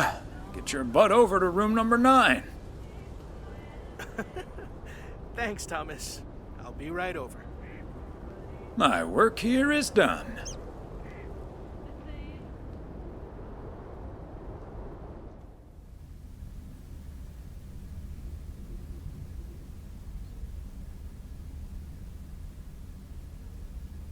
You don't have to say yes or no. Just say anything. All I need to hear is one word from you to know if you're bluffing. Nothing? Not even a twitch or a blink?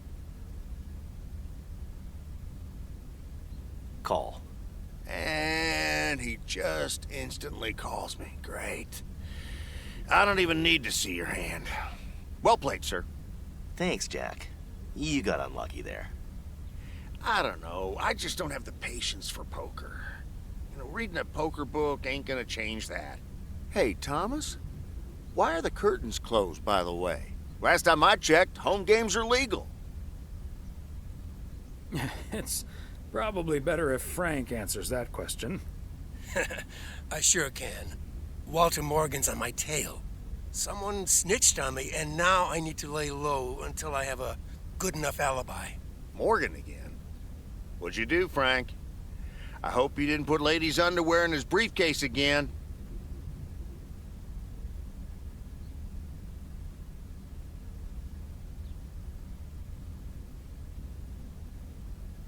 All I did was sell fireworks to someone. He said something about that being my 3rd strike.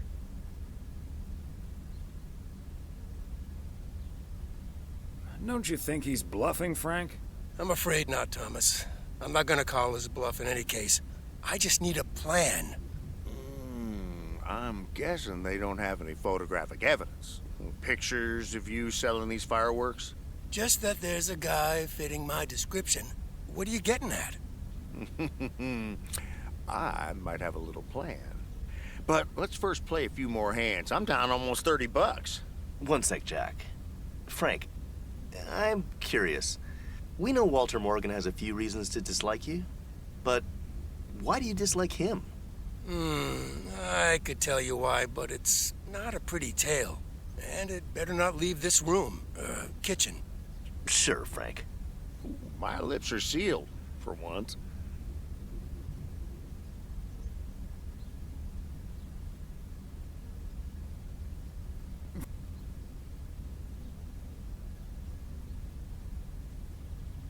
Fair enough, Thomas. I can't blame you. All right, so this one time back in the summer of '69, it was before I started working in P.O. There were a couple of pesky stray dogs wandering around HQ.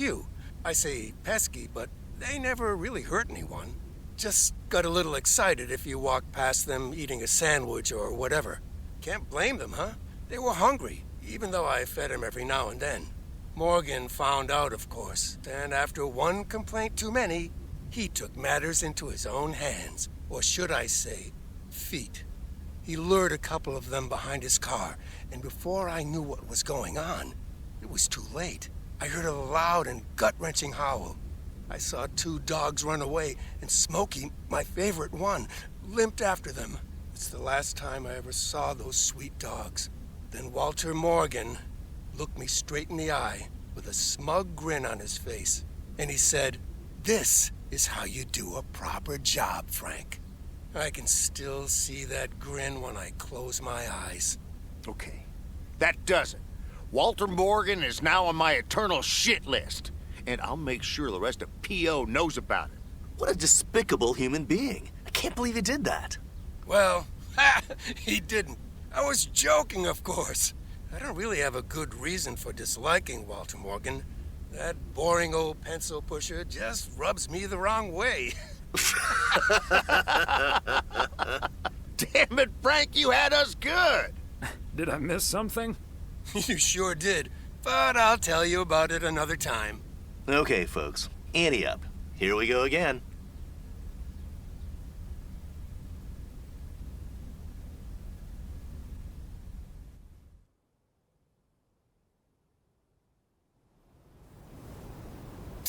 Thomas, over here. Hey, Frank. Thanks for filling up the dumpster. I wish that was all I was doing here. I'm trying to stay out of sight. Looks like Morgan will be at the post office all day. Listen up. Jack and I cooked up a little plan. I'm sure Morgan will be gone soon. But I gotta get out of here now. You haven't seen me.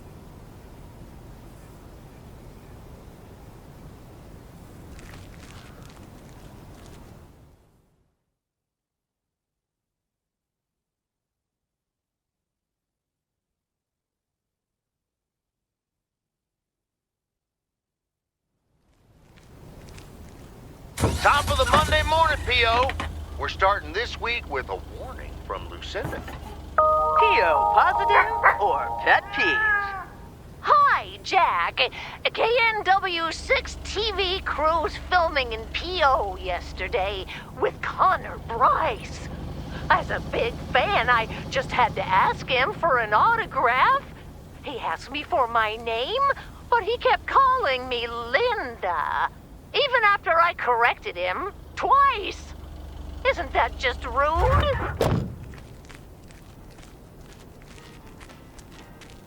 There we go.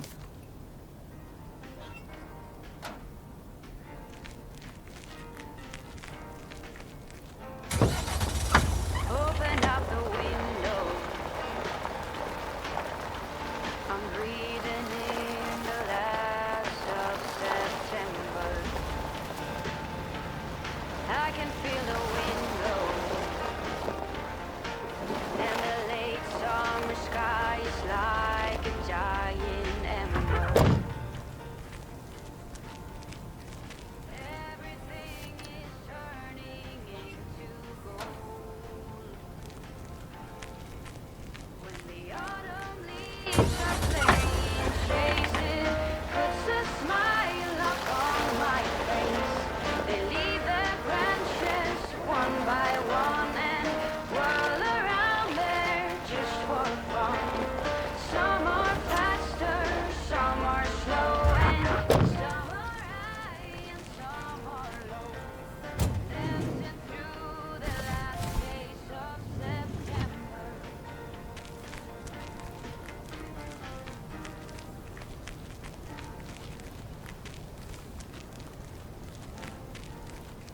Since I was a little child.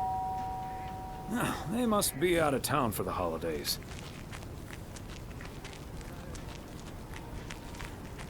All the leaves were running wild, going all the way until November. Turn the world around us into gold. When the autumn leaves are playing chases, puts a smile up on my face. They leave their branches one by one and whirl around there just for fun. Some are faster, some are slow, and some are high and some are low. Dancing through the last days of September. McGill's got such a great price on this house when the Sugarmans moved away.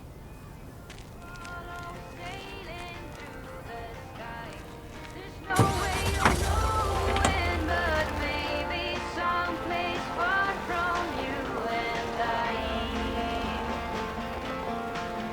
When the autumn leaves are playing chases, puts a smile upon my face. They leave their branches one by one and whirl around there just for fun. Some are faster, some are slow, and some are high and some are low. Dancing through the last day. Oh, Thomas! Hello there! Could you be a sweetheart and bring that over to me? Of course. Oh, careful now. Robert cleared most of the snow, but it's still a bit slippery. Thank you so much. If only I still had the balance and agility of my feline friends. Oh, and good day to you, of course.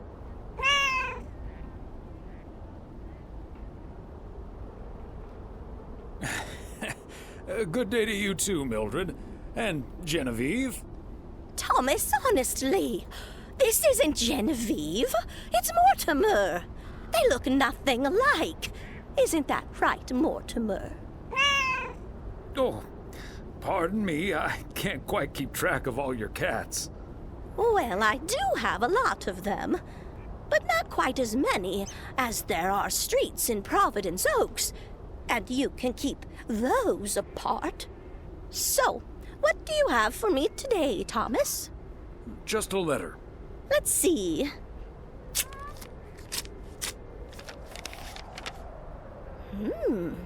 This sounds interesting. Apparently, I need to make a few copies of this letter, and if you send this letter along with $5 to the first 6 people on this list, your name will be added to the bottom. Soon enough, your name will rise to the top. Then many people will send you $5. You will earn lots of money with one small investment. Oh, what a great idea! What do you think, Mortimer? Maybe you should talk this over with your son rather than your cat. Before committing $30. I'm certain he'll advise against it. Are you sure, Thomas? They make it sound so easy. Trust me on this, Mildred. If you've seen one pyramid scheme, you've seen them all. $30 is quite a bit of money. I'll think about it. You do that, Mildred. See you at Moe's tomorrow night? Probably. Bye, dear.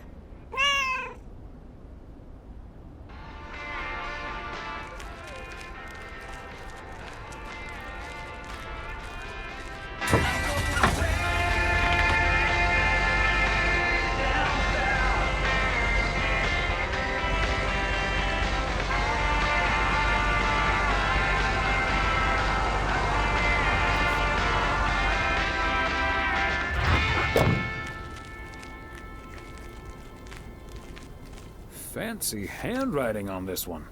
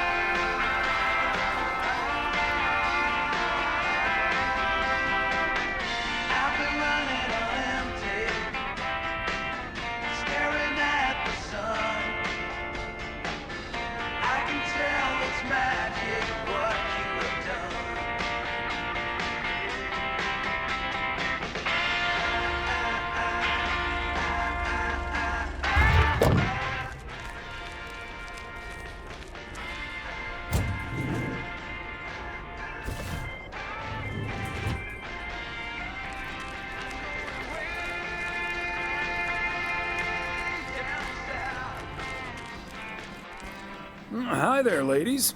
Hi, Thomas. Hello, Thomas.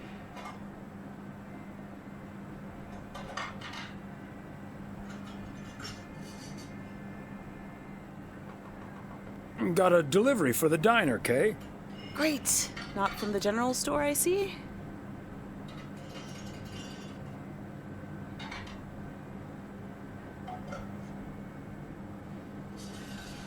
don't think so. It seems way too heavy to be full of hot air.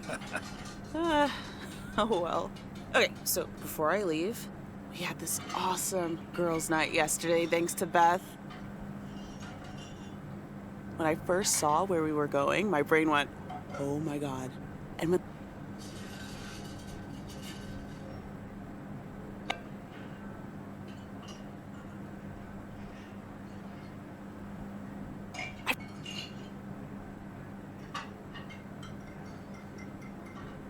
But then again, I doubt that I will ever try it again.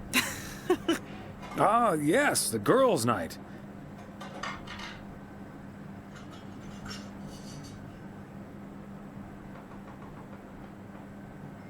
What did you end up doing?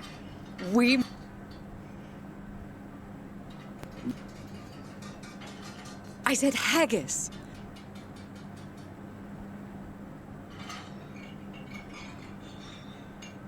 It's...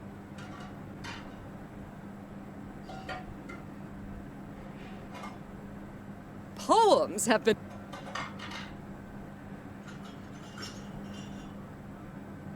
Ugh, that sounds disgusting.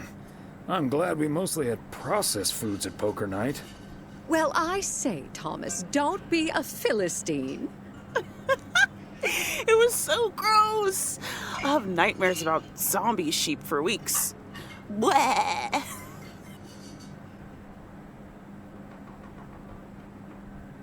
Marie.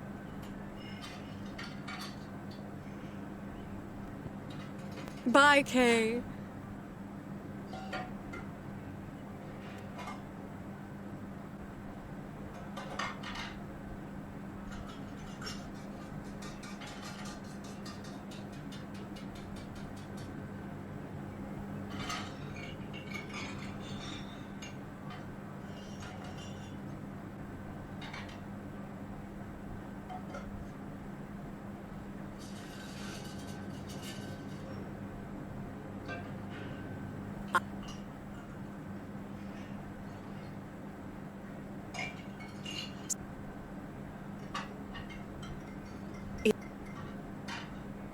Now, if that's all, I really need to get back to the bookstore.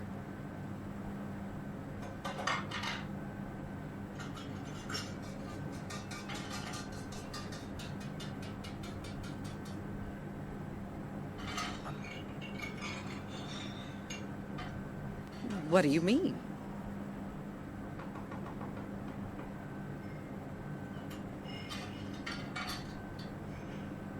Okay.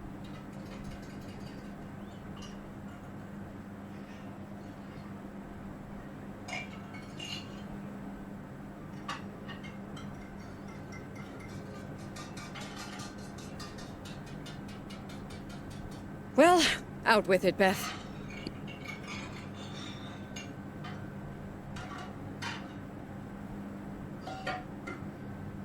I found out a few months ago. Oh my...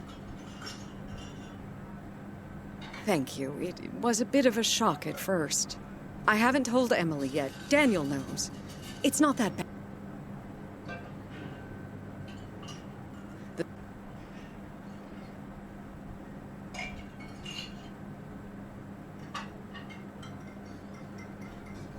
But that's why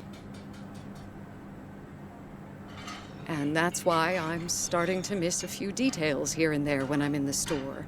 Or asking for peas instead of beans at Christmas dinner with all of my friends of all places. I had no idea. Is there anything we can do to help?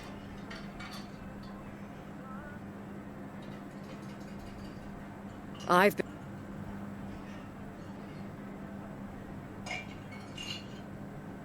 Until...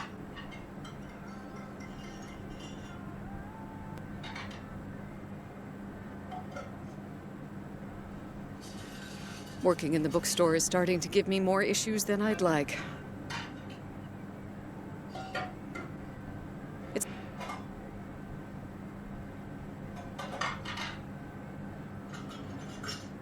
Doesn't mean I wouldn't mind taking a little nap in between from time to time, though.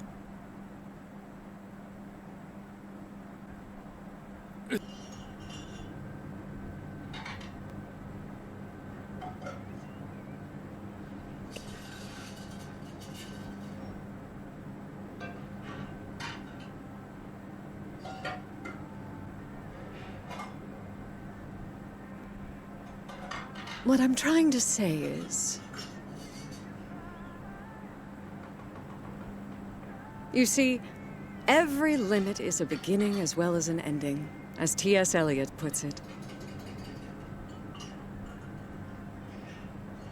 I can't change it anymore at this point anyway.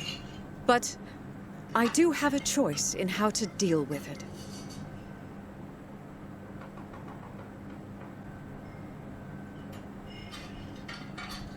If you look at it like that, getting older may still feel like a curse at times, surely, but I also see each new year as a gift.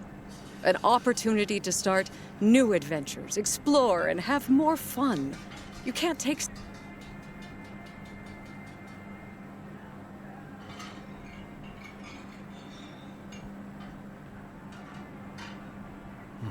I like that mindset. I had a feeling you'd understand.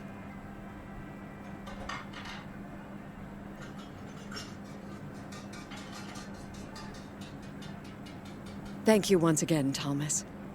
I do feel better now that it's out. You're a good friend.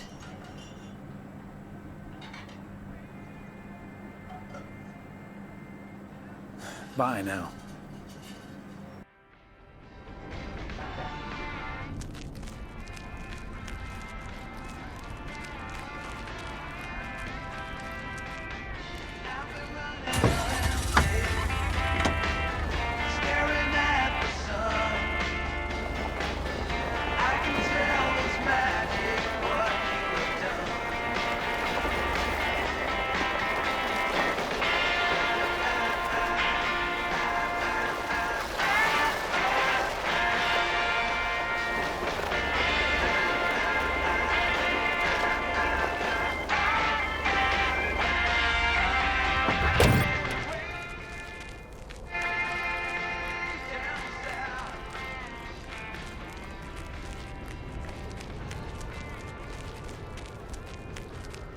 Okay, are we rolling?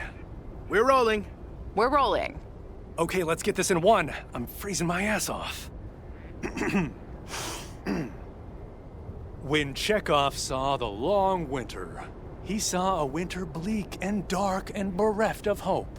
Yet we know that winter is just another step in the cycle of life.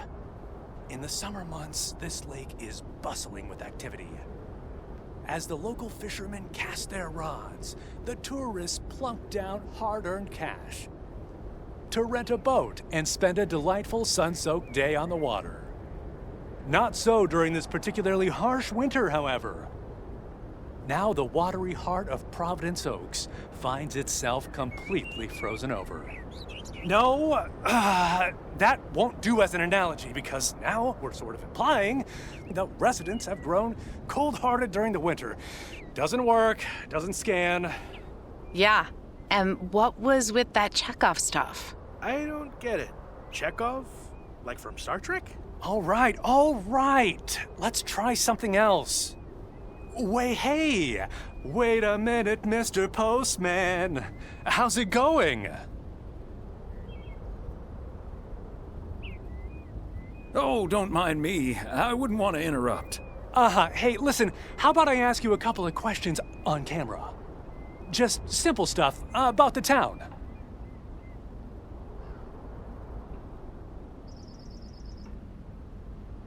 Sure, I'd be happy to. Great. Just move over here. Are we both in the shot? Yeah, that's fine.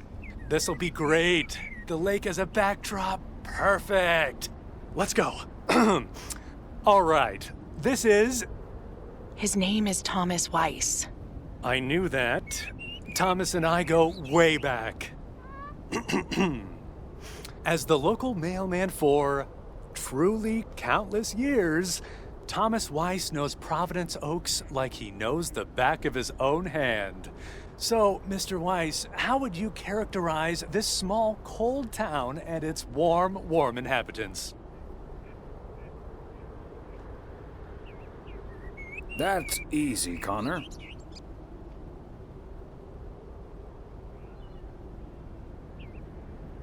Whether you're new in town or have lived here for ages, what's clear is this. Providence Oaks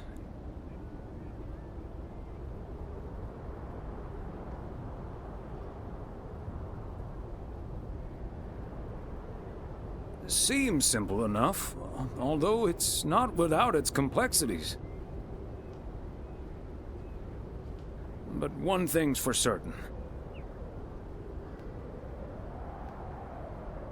Anyone who's ever seen the views from atop the mighty watchtower knows. This is the most beautiful place imaginable.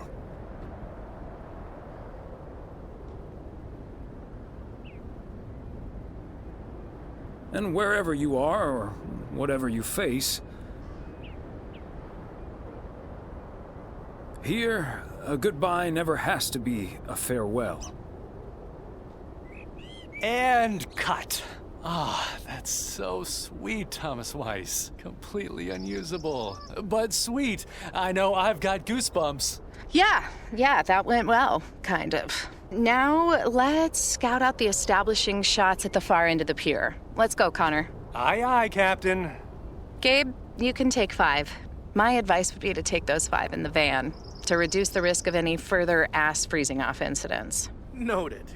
Thanks, Ilsa.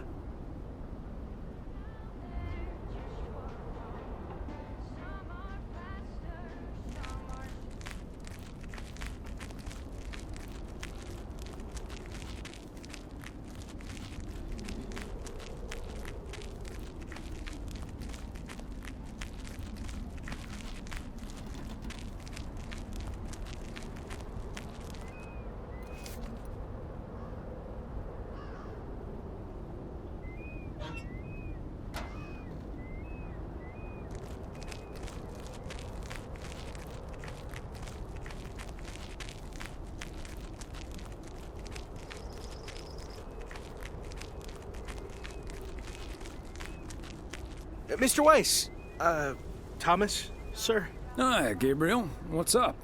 Just that, well, we'll be ringing in the new year right here in Providence Oaks. So, my mom is shipping over my tuxedo. Can you make sure it arrives okay? She says she clearly marked the package Serrano Room 2. Oh, of course. Mailman's promise.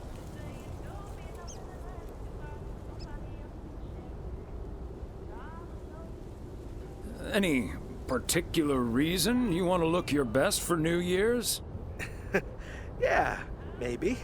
There is something else I wanted to ask you about. I guess I'm curious. How did you, woo your wife?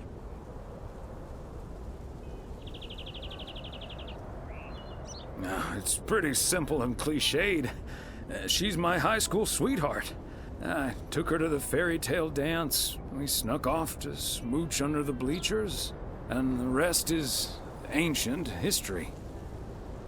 But I'm guessing that doesn't help you with what you really want to know.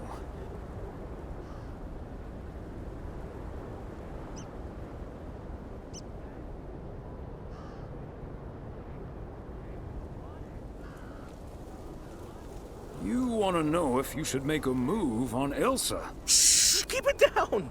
Don't mention her name. But yeah, terrible at that kind of stuff. It's just, you seem like a wise man. I'd really appreciate your advice.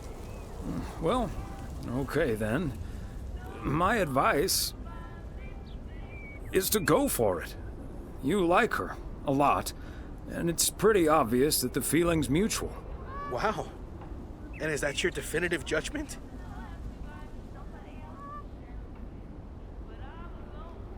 No, wait. Let me rephrase that. My definitive advice... All done. Hey, what are you two schmoozing about?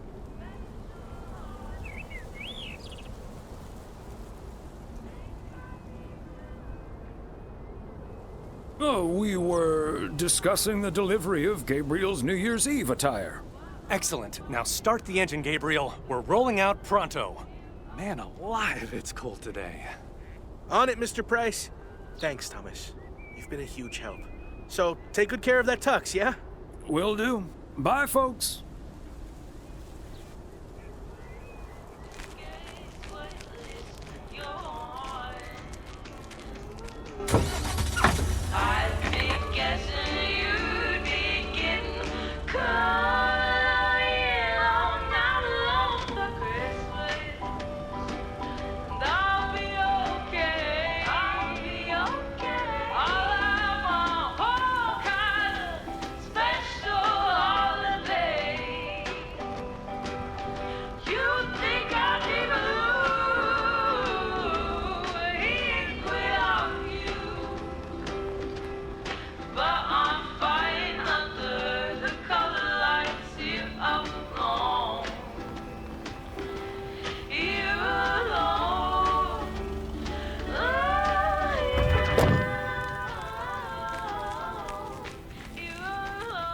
That's it for today. Back to the post office.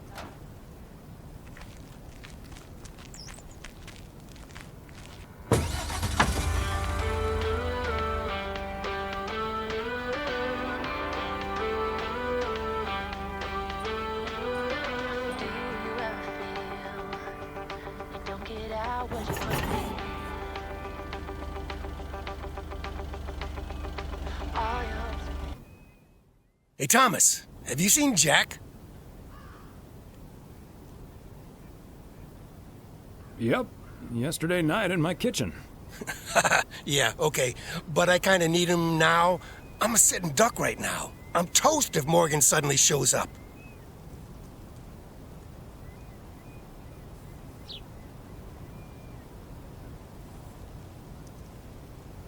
Don't.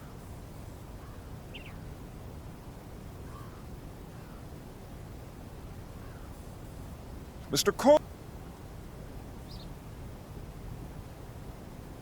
I think it's time you and I had a little chat inside the office. Mr. Morgan. A little. But I'm afraid there's an extremely urgent parcel I have to deliver right now. So. You can stay right here, Frank. Right, Thomas?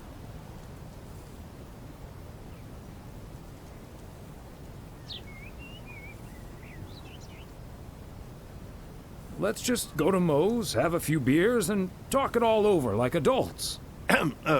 Excuse me, sir? Hi. Hello. I heard you were looking for a guy in a light blue shirt with a mustache to purchase illegal fireworks in the parking lot of the post office? Well, you found him. Illegal fireworks? Who do you think I am? Sir, you... Frank and Thomas here both know me very well, and...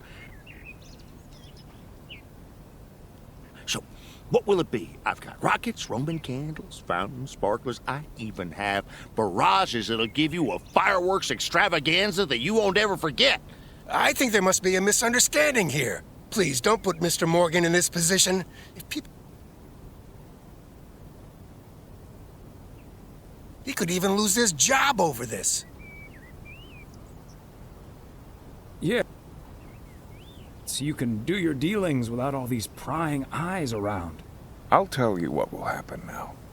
I'm going to get in my car, start the engine, drive home, and pretend I did not just spend 3 days in Providence Oaks for absolutely nothing.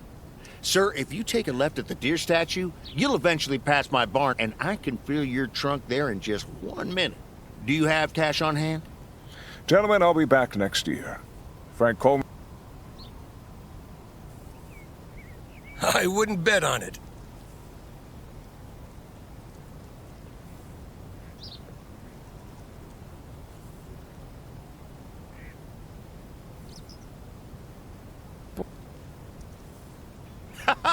If you can't stand the heat, stay out of the kitchen. Thanks, guys. I owe you one.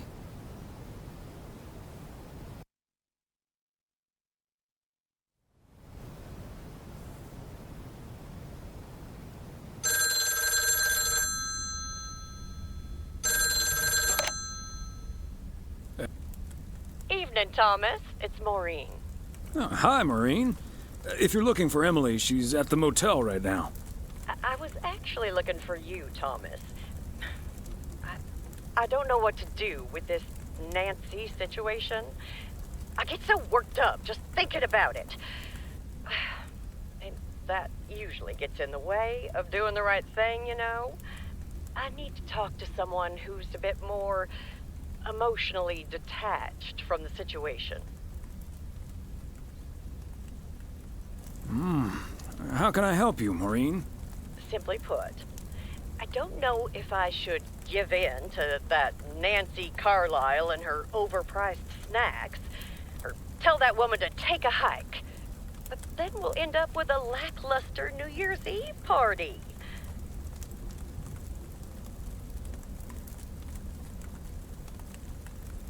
A party? Who cares if the snacks aren't great? That's what I'd like to think as well. but I just don't like to disappoint people.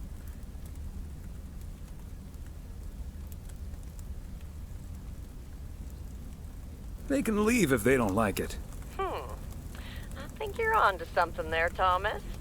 I'm not yet totally sure what I'm gonna do, but at least my mind's at ease now. Thank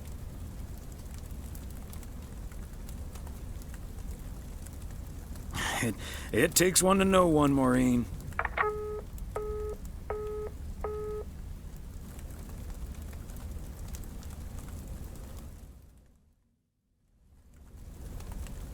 The 26th President of the United States, Teddy Roosevelt, regularly staged boxing matches in the White House and took on anyone he could, including professional boxers.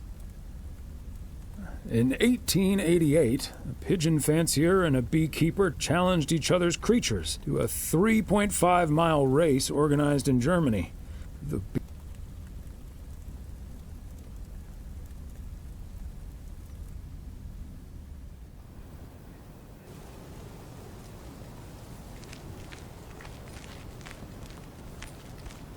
Good morning, P.O.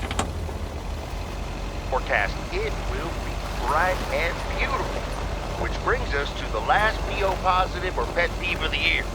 It's one from yours truly, who'd like to end 1985 on a positive note. P.O. positive or pet peeve? We all know P.O. is the best place to live. And it's, of course, all because of the people living here.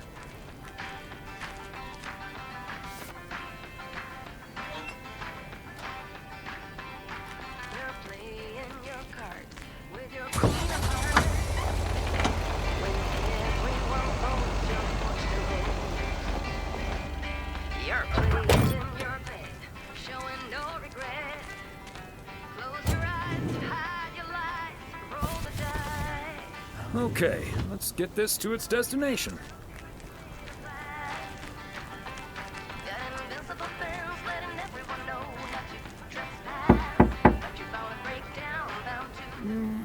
Nobody's home.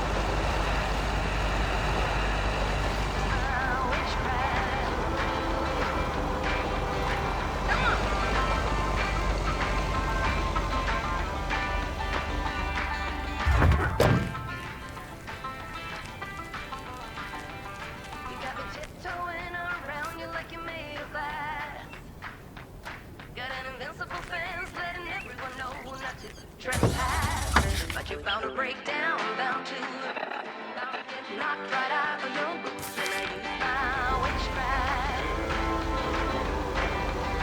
When I use my witchcraft, I got my moves, I got my soul.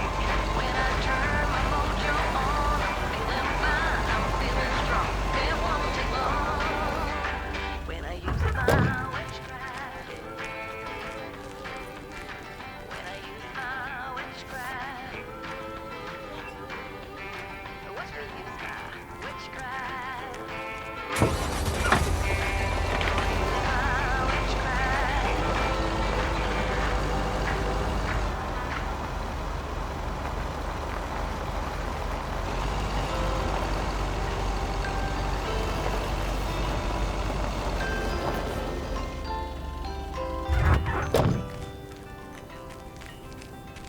There we go.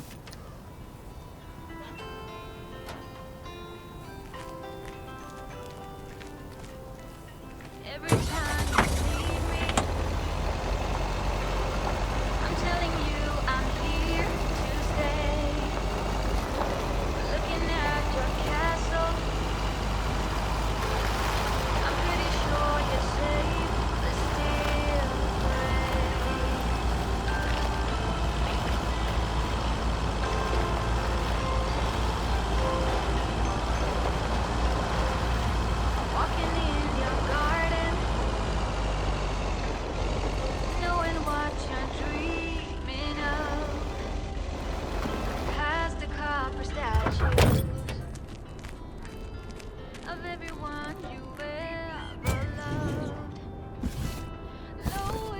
part and parcel.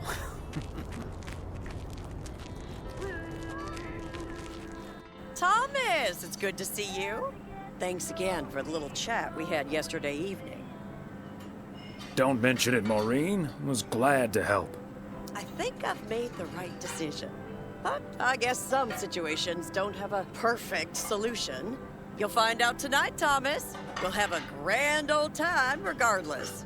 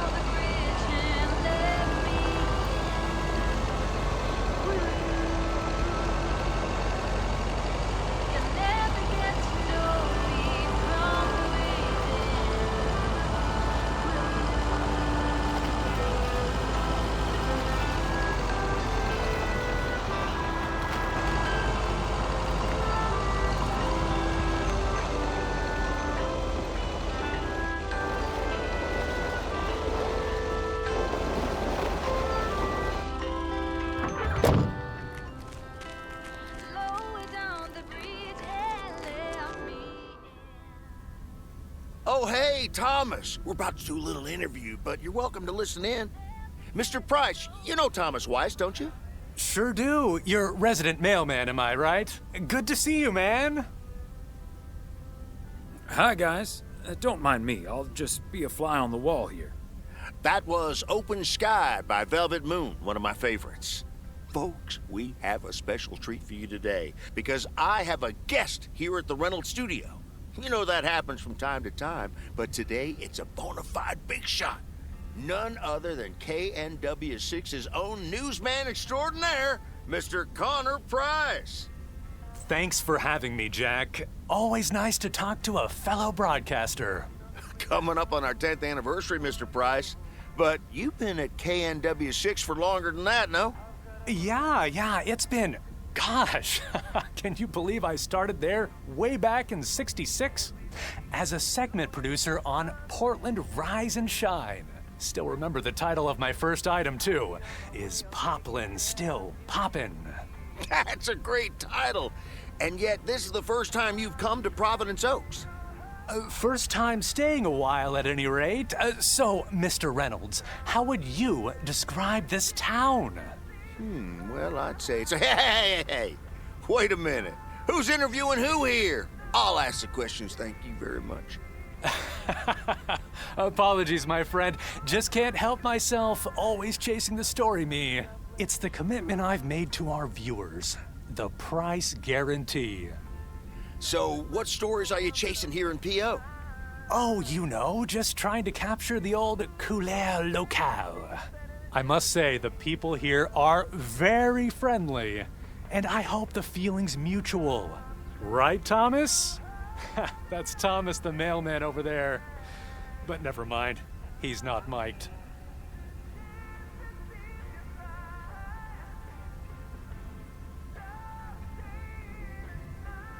Well, Mr. Price, we did get off to a rough start. You don't say. Because we happen to have a little section called P.O. Positive or Pet Peeve. You might have heard of it? Can't say I have, but I do like the alliteration. Well, Lucinda Boyle called in a pet peeve yesterday, saying you were quite rude to her when she asked you for an autograph. Well, I'm sure that was a misunderstanding. See, I must have been on a really tight schedule, because otherwise I'd do anything for a fan. That's... The price guarantee, right? Sure. Anyway, we'll be back with Connor Price, KNW 6-star reporter, right after this. What the hell, Jack? Ambushing me like that live on air? Relax, just joshing you a little. But I'll let you plug the heck out of this Oregon Trail thing you're filming. How's that? We'll make sure everyone in town fully cooperates with your crew in the home stretch. Well, speaking of the home stretch, I better get back to my job as a serious broadcaster. It's been real, pal. Can you believe this guy? Sheesh. Congratulations. You've just had the privilege of the full Jack Reynolds experience. Huh. That's the thanks I get for stopping by amateur hour. Sorry you had to witness that, Thomas. Made for good radio, though, while it lasted anyway. I'll see you at Moe's tonight, yeah? You don't want to miss what Frank's been cooking up. Can't wait. See you there. Nowadays, there's nothing I wouldn't do for you. Fire breath. It's not what we know, it's where we go. I grow wings and tell her goodbye. It's not what we see, it's what we choose to be. We're beyond good. I've never been so ready. Fire breath and open sky. It's not what we know, it's where we go. I grow wings and tell worry goodbye. Oh, it's not what we see, it's what we choose to be. Fire breath and open sky. It's not what we know, it's where we go.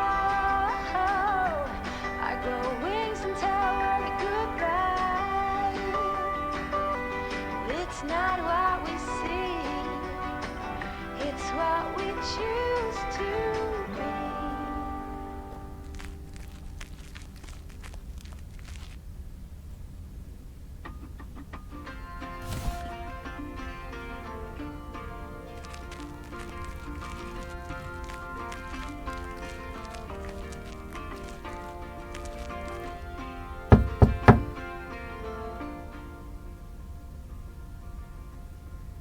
Knock, knock. He's not in.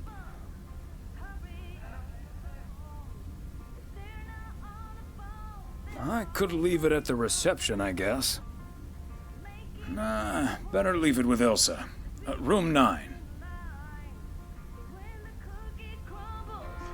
The best piece they will find. Oh, we're racing to a red light. It's right there before our eyes. Somehow hidden in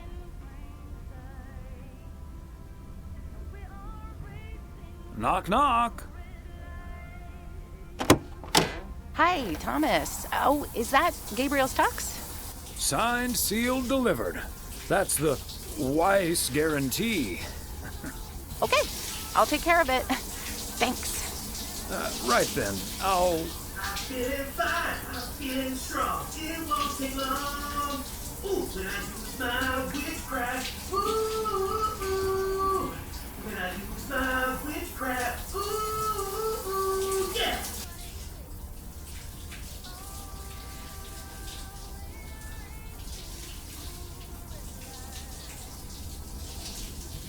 Well... Great. So...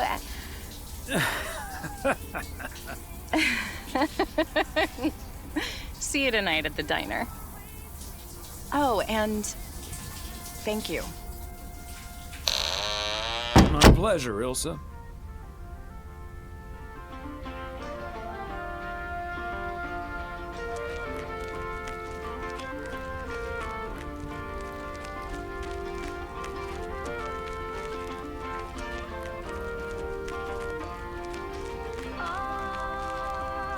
we're racing to a red light. And it's right there before our eyes.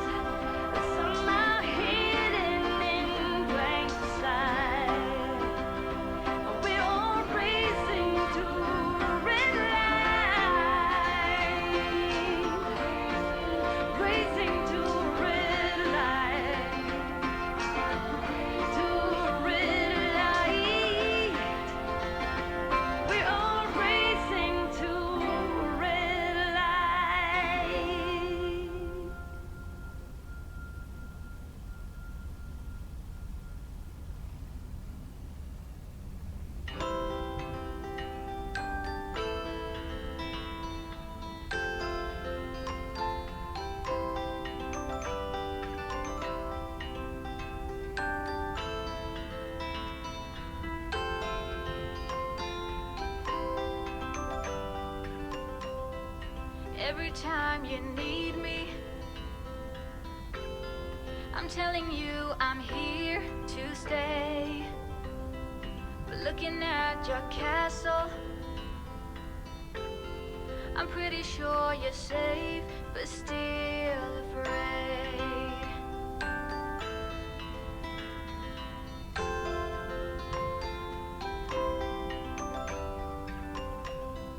I'm walking in your garden, knowing what you're dreaming of. Past the copper statues of everyone you've ever loved. Lower down the bridge and let me in. Woo. You'll never get to know me from.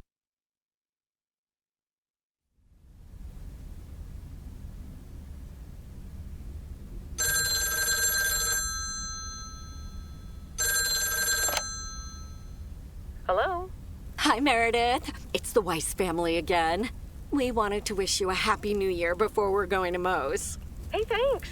We've got a little over an hour left here before it's 1986. You'll watch out for those fireworks, won't you? They're so unpredictable. I will. I'll probably stay inside anyways. We've got 4 more hours to go, but Happy New Year! I'd rather be early than late. Are you going anywhere to celebrate? Thanks, Dad. We're all a bit drained after making the deadline. Some guys from the office were going to do a ER Kung Fu tournament, but I didn't feel like it. A Kung Fu tournament? On New Year's Eve? Yes, Mom, it's a video game. But Tess and I are going to watch Trading Places instead at my place. I think that New Year's Eve is overrated anyway. People seem to think it must be the best night of the year, but all you usually get is a lot of drama and a solid hangover. My New Year's resolution was not to make a big deal out of New Year's Eve anymore. And it looks like I'm not going to break it. But don't let that ruin your evening.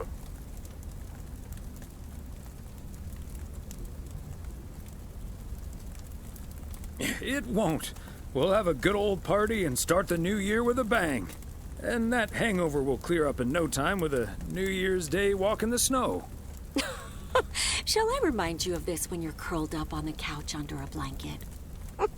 Sorry, Meredith. Your father's memory needs a little grease between the hinges. Like starting the car in time before going to Moe's? Bingo! Okay, guys, I won't hold you up. Have a great evening and a Happy New Year. Love you.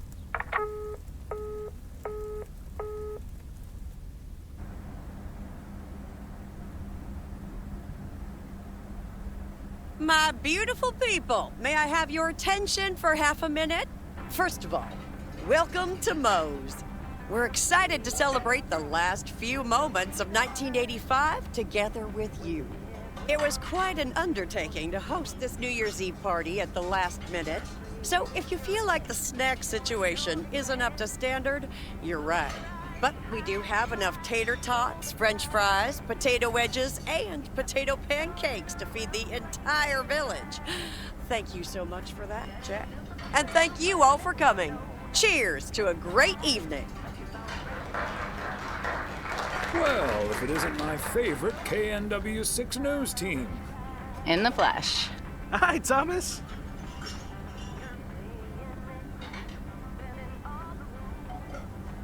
Darndest thing. I've had this song stuck in my head all day. It goes, witchcraft, ooh. Witchcraft, ooh. What a coincidence. That's been stuck in my head, too. He knows. He heard you sing it in the shower. Oh, right.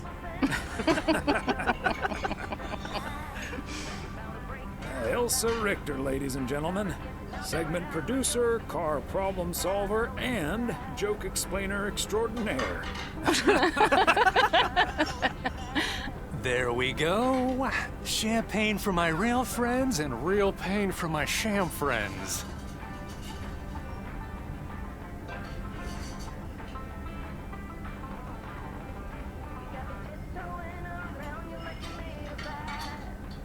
Hi, Connor. So, is the segment on Providence Oaks in the can yet? Almost, my friend. Still have to shoot the countdown to the new year. Hopefully that gives us the ending we need. I've been promised a spectacle. Easy on the alcohol there, Connor. We still need you on camera. Can't have you slurring your words. Slurring my words? Whatever do you mean, Elsa? Quit fooling, you guys. It's getting close to midnight. Let's set up and get ready. Showtime. Okay, getting into character. See you on the flip side, mailman. Hi, honey. There goes that Connor Price.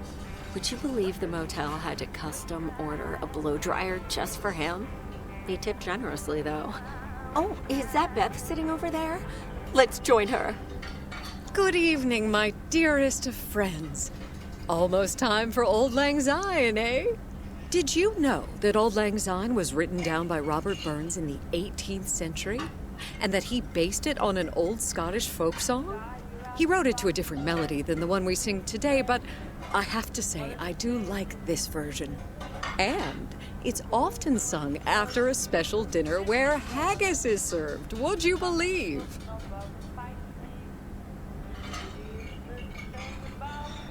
Honestly, Beth, I don't know how we'll get by without these fascinating facts when you're gone.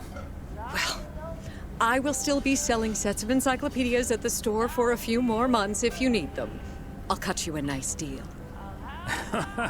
Only if you'll help load them into my truck. All joking aside, my friends, now that a new year is upon us, I feel a moment of thanks is in place. I know I've kept my situation from you for a while, but now that it's out in the open, I honestly don't know why I didn't share it with you sooner. Pride, I suppose. But I feel so much better now. So thank you, my friends. That's what we're here for. Glad we could be there for you, Beth. And thank you for opening us to it. We'll always be there for you. But you have to let us in first. I hope you remember that when you're in Georgia. Definitely. In fact, it's my new resolution for 1986. Along with letting go and seeing where life takes me. What about you, Emily? Any resolutions? Well, less work and more fun, I suppose. Now that this guy Matt is joining the motel, I am looking forward to a bit more quality time. What about you, honey? A long holiday might be nice. Oh, yes, the Florida trip. I'm really looking forward to that, too.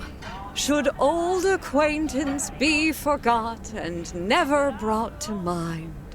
Well, whatever the future brings, this old acquaintance here will be hard-pressed to ever forget you two. I hope that's a good thing. I'm sure we're memorable in a good way. So are you, dear Bethy. And like you said at Christmas dinner, even if the reasons for change are sometimes out of our hands, let's focus on the new beginnings that come along with them. And what better time for new beginnings than New Year's Eve? Attention, folks. It's showtime. If you want to see the biggest fireworks show west of the Rocky Mountains, you better be standing outside in about 10 minutes. That's my cue. From a little spark may burst a flame, as Dante once put it. But I need to visit the ladies' room first, or I'll turn into a pumpkin. See you outside. Isn't she marvelous? I'm so happy for her. I am going to miss Bethy. So will I.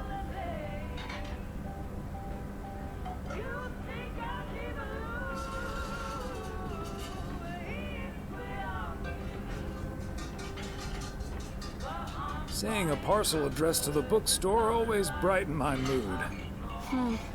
It makes me feel a bit melancholic. Even more than I usually am on New Year's Eve. This odd feeling of looking back and forward at the same time. And now I'm doing that over a much longer period than just the coming and going of the year. I know what you mean. And there's nothing wrong with that.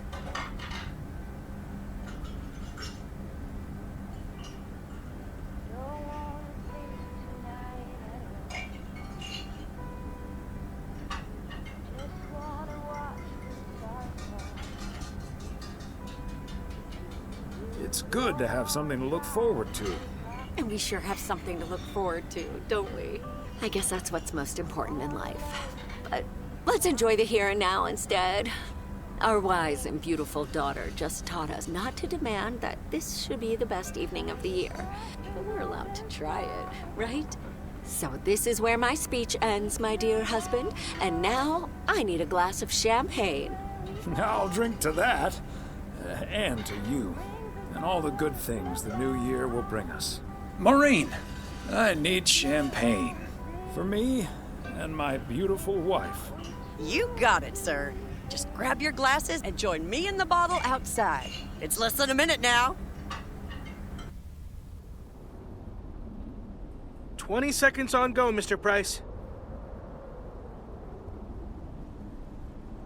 Go. And so, 1985 draws to a close. With mere seconds left in the year, I've been told this little lake town will strive to end 85 with a bang. In 10, 9, 8, 7, 6, 5, 4. Holy Toledo! Ilsa, are we getting this?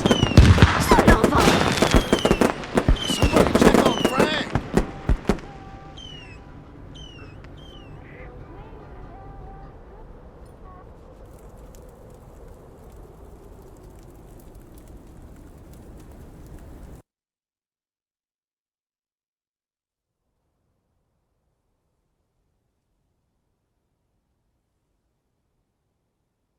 That sure sounds like a delicious eggnog recipe. Hurry up, dear. It's coming up next. Yes, don't get too excited now. It's just a preview, remember? And now, a man with a very special New Year's resolution. And he's going to tell us all about it. Isn't that right, Sybil? Absolutely, Bob. It's none other than our roving reporter, Connor Price. Connor, my dear, where in blazes are you? Well, Sybil, I'm in beautiful Providence Oaks, wishing you and Bob and our viewers a joyful 1986. And as for my New Year's resolution, Bob, why, it's my very special price guarantee to all of you that I will be sharing gripping tales and intimate portraits from all over Oregon in an all-new series of special reports on small-town America. Part 1 will air tonight at 8, right here on KNW6. And it will be all about the gorgeous little lake town where I was fortunate enough to spend the waning days of 1985. Here, let's take a look at an exclusive sneak peek. Providence Oaks, an idyllic town by a lake just south of Melville. It's where this reporter counted down to 1986. And although, unfortunately, the fireworks started a little early, so we didn't quite manage to catch them on tape. Take it from me, it was quite the spectacle, courtesy of postal worker Frank Coleman. Just a faulty batch of leftover 4th of July material, I guess. Not mine, anyway. No siree. But I'm all right, folks. Really, everyone can stop calling me at home. I'm A-OK. And perhaps that encapsulates the true nature of Providence Oaks, or P.O., as it's called by those who know and love it. It's a town where, even when things don't go as planned, folks will be all right and A-OK. It's just, we help each other out, and there's nothing we can't fix. A town where first impressions can be deceiving. This town may look sleepy from the outside, but trust me, there's always so much stuff to do and take care of. Ugh. A town where generations have grown up. It's a great place to raise kids, and also a great place to have been raised as a kid. Myself, I mean. Back when I was a kid, being raised here. Was that okay? A town where patience is still a virtue. To be honest, I'm not entirely sure if this is where I'll find what I'm looking for. But I do know I can keep looking here for as long as I want, and that feels great. A town full of unique individuals that, deep down, have more in common than you'd think. The average Providence Okian probably doesn't exist. We do tend to keep to ourselves until someone needs us. Then we show up. Always. A town you can't help but love. You know, I just think it's the best place in the whole wide world. Sue me. And where everyone has a story to tell. To me, it's all about the people. Because... Yes, well, leave it to the mailman to say it best. Here, a goodbye never has to be a farewell. Indeed. Providence Oaks, like so many other places in our great state of Oregon, is a small town with a big heart. This is Connor Price, KNW6 PO.